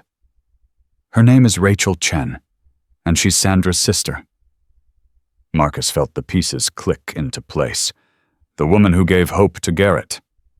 Yes, Rachel has been trying to expose Garrett for years, ever since she learned what happened to her sister's dogs. But she never had enough evidence, until now. Set up the meeting. Rachel Chen arrived the following morning. She was younger than Marcus expected, maybe early 40s, with sharp features and a voice that recorded everything it heard. She walked into Eleanor's living room with a laptop bag over her shoulder and a look in her eyes that Marcus recognized from his combat days. The look of someone who had been hunting something for a very long time and finally saw it within reach. Mr. Cole. She shook his hand firmly. I've been waiting 3 years for someone to bring me this story. Your sister told us what happened to her dogs. My sister raised German Shepherds for 15 years. They were her life, her family, and Garrett destroyed everything she built. Rachel's voice hardened. He didn't just take her animals, he broke her spirit. She hasn't bred dogs since. Hasn't trusted anyone since. She's been living in a 1-bedroom apartment working minimum wage jobs trying to forget what happened. She came to see Hope, Marcus said, a few weeks ago. I know. She called me afterward, crying so hard I could barely understand her. Rachel's eyes glistened briefly before she blinked it away. She said Hope remembered her. After 3 years. After everything. Hope still remembered. Dogs don't forget the people who loved them. Neither do reporters. Rachel opened her laptop. Show me everything you have. The next 3 days were a whirlwind of interviews, document reviews, and strategy sessions. Rachel was relentless, pushing for details, demanding verification, cross-referencing every claim against public records and independent sources. She interviewed Maria Santos by video call. She tracked down 6 more families Garrett had victimized. She obtained internal documents from the Wildlife Enforcement Division that showed a pattern of irregularities going back nearly a decade. By the end of the 3rd day, she had enough material for a multi-part investigative series. This is going to blow up, she told Marcus. When this story breaks, it's going to make national news. Are you ready for that kind of attention? Marcus looked at Hope, who had barely left his side during the entire process. I didn't ask for any of this, he said. All I wanted was to save 3 dogs who showed up at my door. But if telling this story helps other people, other animals, other families who've been hurt by these people, then yes. I'm ready. Rachel nodded slowly. The story runs next Monday. Front page. Once it's out there, there's no taking it back. Good, Marcus said. It's time the world knew the truth. The story broke like a thunderclap. Rachel's series ran across 3 days each installment, revealing new layers of corruption, new victims, new evidence of a system designed to exploit vulnerable people and disposable animals for profit and power. The response was immediate and overwhelming. Phone calls flooded Eleanor's house from families across the country who had similar experiences. Animal rights organizations demanded investigations. Politicians who had previously supported Garrett suddenly discovered urgent scheduling conflicts that prevented them from commenting. Social media exploded with stories of pets, lost families, destroyed lives shattered by the network Rachel had exposed. And through it all, Marcus stayed at the cabin with Hope and the puppies, watching the world he had accidentally set on fire. You did this, Eleanor told him on the 2nd day. You and Hope, you changed everything. I didn't do anything except open a door. That's exactly the point. Eleanor smiled. Sometimes the bravest thing we can do is open a door when everything inside us is screaming to keep it closed. But the victory was short-lived. On the 4th day after the story broke, Marcus received a phone call from Catherine Wells. "We have a problem," she said. "What kind of problem?" "Garrett is gone. He disappeared from his home 2 nights ago. No trace, no leads. We think he's been tipped off and is trying to flee the country." Marcus felt his blood run cold. "Do you know where he's heading?" "We have some possibilities. But Mr. Cole, there's something else you need to know." Wells paused. "Before he disappeared, Garrett accessed his personal files. He downloaded everything he had on you. Your address, your military records, your daughter. Your daughter's death certificate." "What are you saying?" "I'm saying that a desperate man with nothing left to lose might decide to take revenge on the person he blames for destroying his life.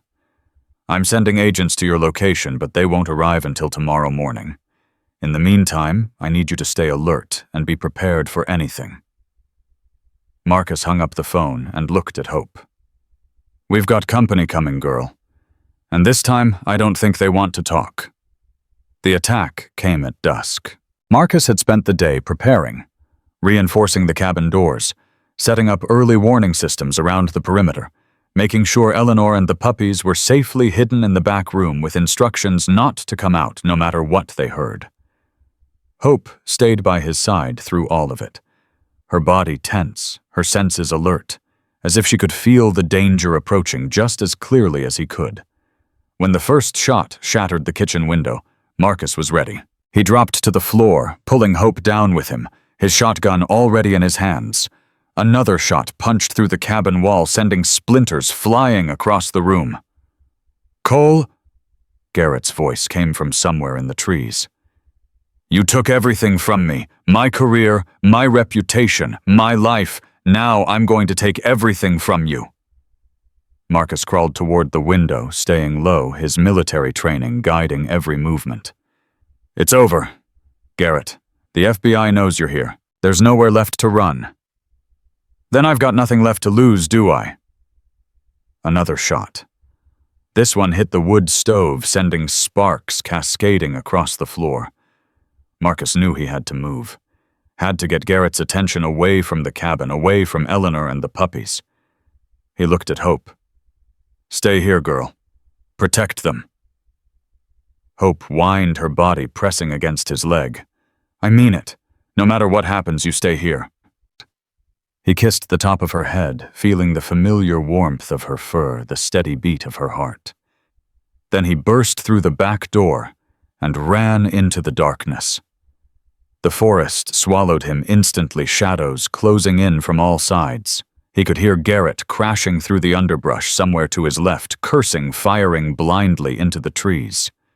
Marcus moved silently, using every skill 20 years of special operations had taught him. He circled around, putting himself between Garrett and the cabin, drawing the threat away from his family. "Where are you, Cole?" Garrett's voice was ragged, desperate. "Where are you hiding?" Marcus didn't answer.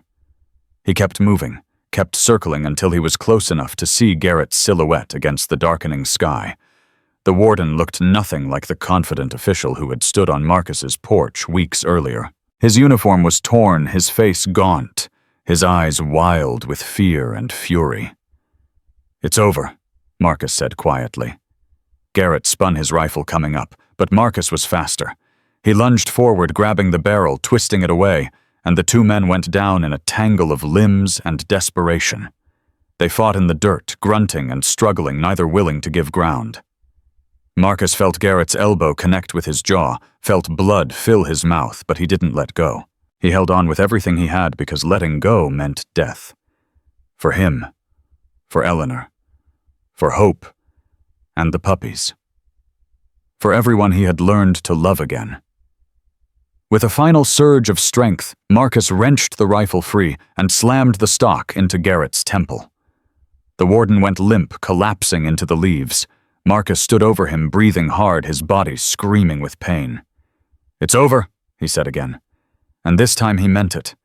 The FBI arrived an hour later. They found Marcus sitting on the cabin porch, Garrett handcuffed and unconscious at his feet. Hope pressed against his side, her head resting on his shoulder. Catherine Wells was the first out of the lead vehicle.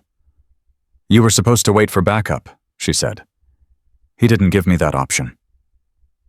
Wells looked at Garrett, then at Marcus, then at the German shepherd, who refused to leave his side. You know, when I first took this case, I thought you were just a disturbed veteran looking for a cause. Someone who'd stumbled into something bigger than he understood and was probably going to get himself killed. And now, Wells almost smiled. Now I think maybe that dog of yours knew exactly what she was doing when she chose you. Marcus looked down at Hope, at the amber eyes that had first caught his attention on a frozen porch during a blizzard at the trust that had never wavered no matter how dark things got. Maybe she did, he said. The trial began 6 weeks later. Garrett faced 17 counts of animal trafficking, 12 counts of fraud, 4 counts of witness intimidation, and 1 count of attempted murder.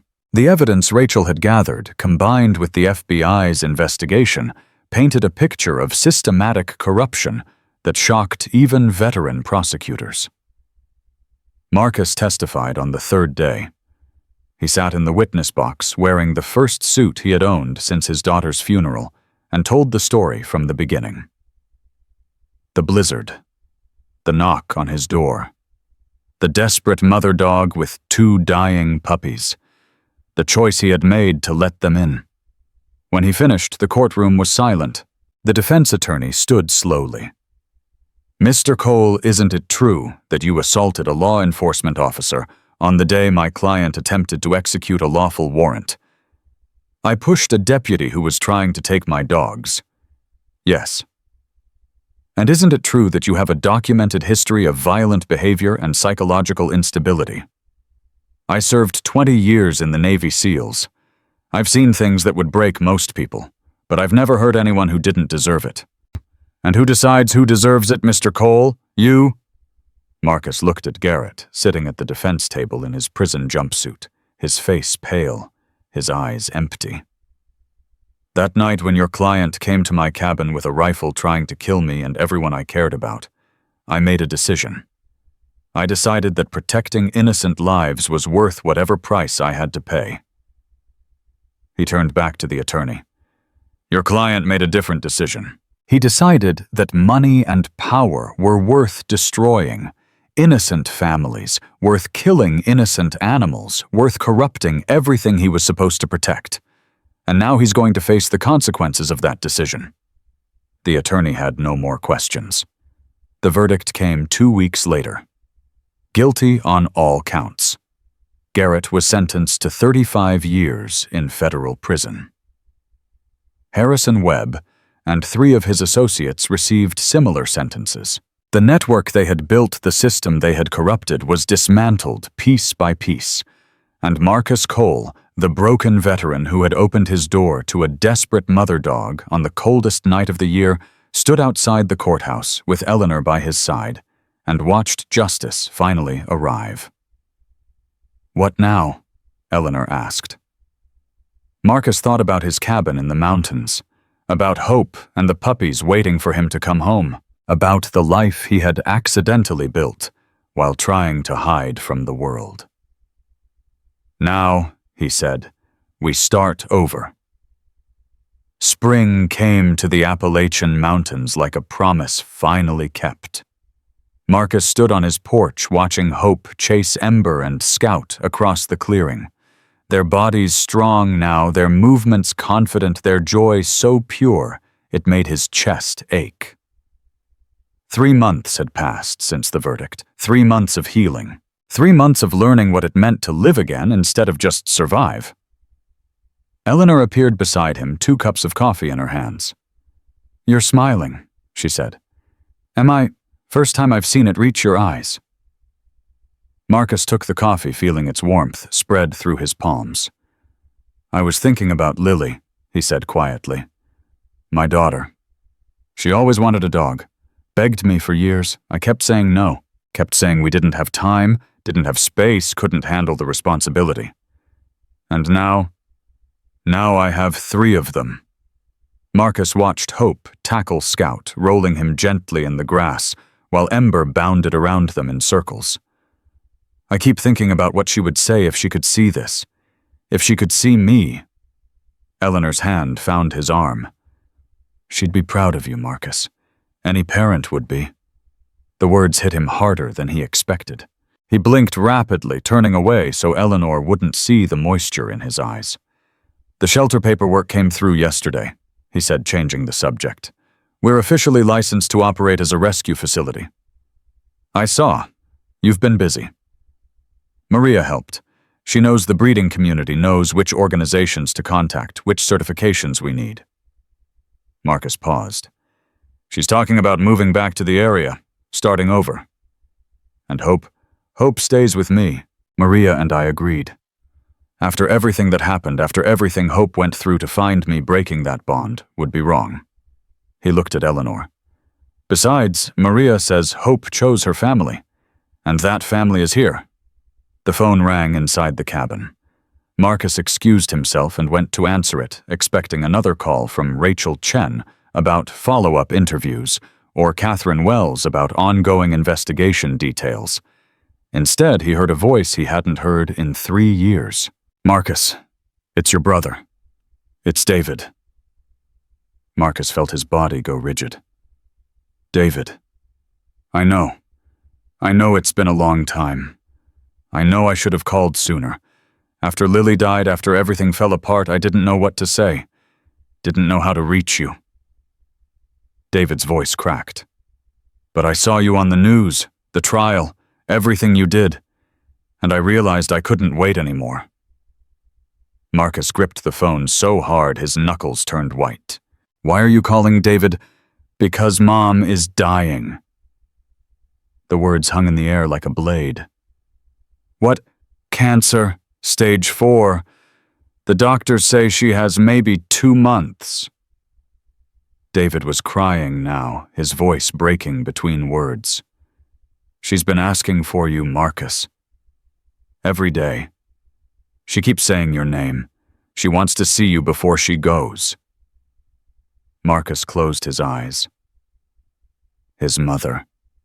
The woman who had held him after his first deployment, who had stood beside him at Lily's funeral, who had begged him not to disappear into the mountains and never come back. The woman he had not spoken to in 3 years. Where is she? Richmond, St. Mary's Hospital, room 412. Marcus wrote down the information with hands that refused to stay steady. I'll be there tomorrow. Marcus. David's voice softened. Thank you. Thank you for giving her this. Marcus hung up without answering. He stood in the silence of his cabin, surrounded by the life he had built, and felt the old grief rising up like a tide he thought he had finally learned to control. Eleanor found him 10 minutes later, still standing by the phone, his face pale. What happened? My mother is dying. Eleanor didn't ask questions. She simply walked across the room, wrapped her arms around him, and held him while he shook. I abandoned her, Marcus whispered. After Lily died, I couldn't face anyone. Couldn't look at my family without seeing what I had lost. So I ran. And I hid. And I told myself I was protecting them from my pain. You were protecting yourself. Same thing. Same selfish thing. Marcus pulled back, wiping his eyes. She's been sick probably for months and I didn't know. Didn't call. Didn't check. What kind of son does that? A broken one, Eleanor said gently. A grieving one. A human one. That's not an excuse. No, it's an explanation. Eleanor took his hands in hers. Marcus, listen to me. You've spent 3 years running from the people who love you because you thought your pain would hurt them. But pain shared is pain halved. And your mother, whoever she is, whatever your history, deserves to see the man her son has become. What if it's too late? It's never too late to say goodbye. Marcus looked out the window at Hope, who had stopped playing and was watching the cabin, her amber eyes fixed on the door as if she could sense his turmoil from across the clearing. Will you watch them? He asked. Hope and the puppies while I'm gone? Of course, I don't know how long I'll be. Take as long as you need. Eleanor squeezed his hands. They'll be here when you get back. We all will. The drive to Richmond took 6 hours. Marcus made it in 5, pushing Eleanor's truck through mountain roads and interstate highways with a focus that bordered on obsession. He had called ahead to the hospital, spoken to his mother's nurse, confirmed that she was stable enough for visitors. Stable. Such a clinical word for a woman who was dying. He parked in the hospital garage and sat in the truck for 20 minutes, his hands gripping the steering wheel, his heart pounding so hard he could feel it in his throat. 3 years. 3 years of silence. 3 years of letting grief build walls so high he couldn't see over them. And now he was going to walk into a hospital room and face everything he had run from. You can do this, he told himself. You faced down armed men. You survived a blizzard. You testified in federal court. You can do this. But none of those things had required him to be vulnerable. None of those things had asked him to open his heart to pain. He got out of the truck and walked toward the hospital entrance. Room 412 was at the end of a long corridor that smelled like antiseptic and fading flowers. Marcus stood outside the door for another 5 minutes, listening to the beeping of monitors, the soft murmur of voices, the sounds of a place where life and death existed side by side. Then he pushed the door open and walked in. His mother lay in the hospital bed, smaller than he remembered, her body diminished by disease, her silver hair spread across the pillow like a halo. But her eyes, when they found him, were exactly the same. Sharp, knowing, full of a love that had never wavered no matter how far he ran. Marcus? Her voice was a whisper, but it cut through him like a blade. Mom. He crossed the room in 3 strides and fell to his knees beside her bed, his hands finding hers, his head bowing under the weight of everything he had carried for 3 years. I'm sorry, he said, the words pouring out before he could stop them. I'm so sorry. I should have called, should have been here, should have been a better son. After Lily died, I couldn't. Shh. His mother's hand found his face, her touch gentle despite its weakness. I know, sweetheart. You don't have to explain. I do. I have to. You had to survive. Her eyes were bright with tears, but steady with understanding.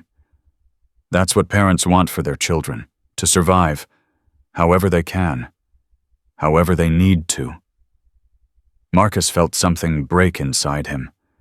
The wall he had built after Lily's death, the barrier he had constructed to protect himself from feeling anything again, it crumbled in that hospital room under his mother's touch.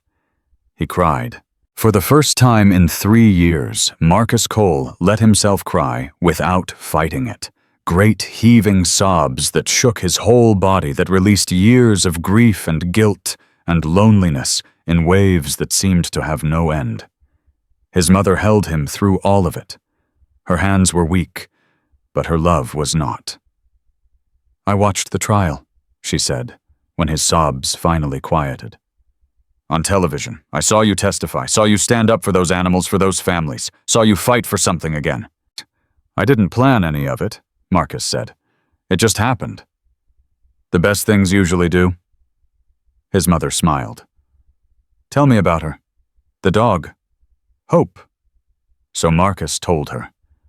He told her about the blizzard and the knock on the door, about Hope arriving with 2 dying puppies and the desperate trust in her amber eyes, about the long nights of fighting to save Ember, about Eleanor and Maria and Rachel and all the people who had become family through shared struggle.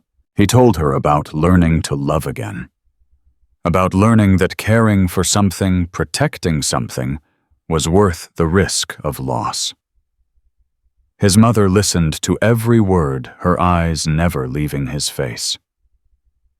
She saved you, she said when he finished.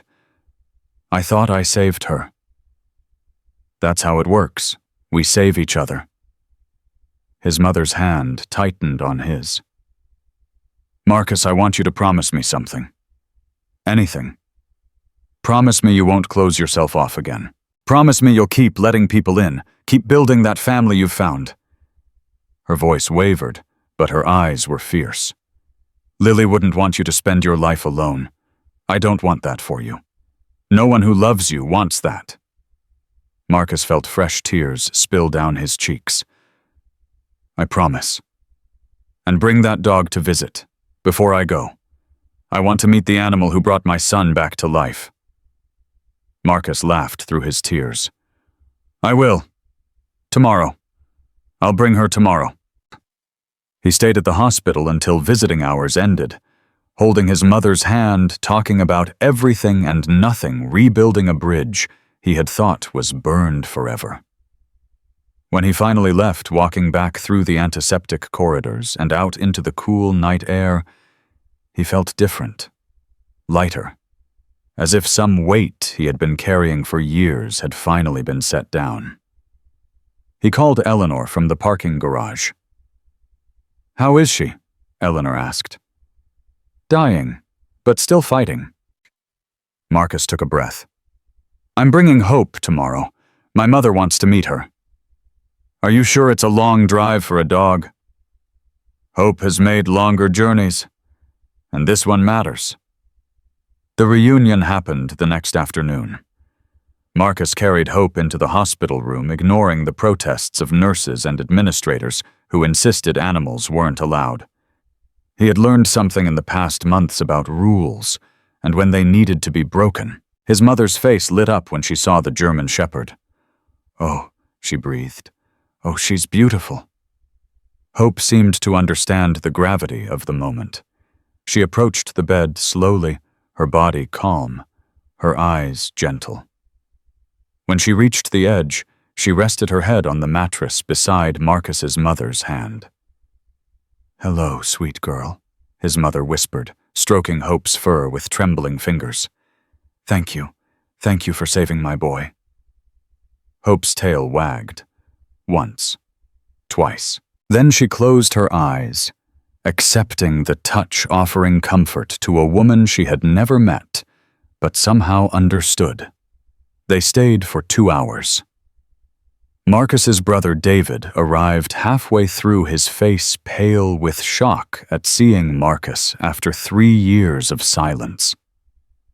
The conversation was awkward at first, stilted with unspoken grievances and accumulated distance, but Hope's presence seemed to ease something between them, her calm energy filling the room with a peace that made difficult words easier to say.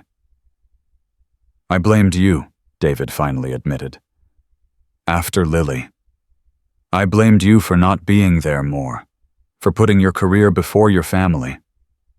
I blamed myself, too. I know, and I'm sorry. I'm sorry I let that blame turn into silence. Marcus looked at his brother, seeing for the first time the grief that David had carried, too. The weight of loss that they had both borne separately when they could have borne it together. We can start over, Marcus said. If you want. David nodded, his eyes wet. I'd like that. Their mother watched the exchange with tears streaming down her face. This is all I wanted, she whispered. My boys. Together. That's all I ever wanted. She died 3 weeks later. Marcus was holding her hand when it happened. David was there too, and Eleanor had driven up the day before, sensing somehow that the end was near. Hope lay at the foot of the bed, her presence a comfort that required no words. The moment itself was quiet. A final breath. A relaxation of features. A passing so gentle, it seemed almost peaceful. Marcus did not cry. He had done his crying weeks before, had said everything he needed to say, had made his peace with the mother he had almost lost twice, once to his grief and once to her illness. Instead, he sat in the silence of the hospital room and felt gratitude. Gratitude for the time they had been given, for the healing that had happened, for the chance to say goodbye. Hope lifted her head and looked at him, her amber eyes full of understanding. "It's okay, girl," Marcus told her. "She's okay now." The funeral was small and private.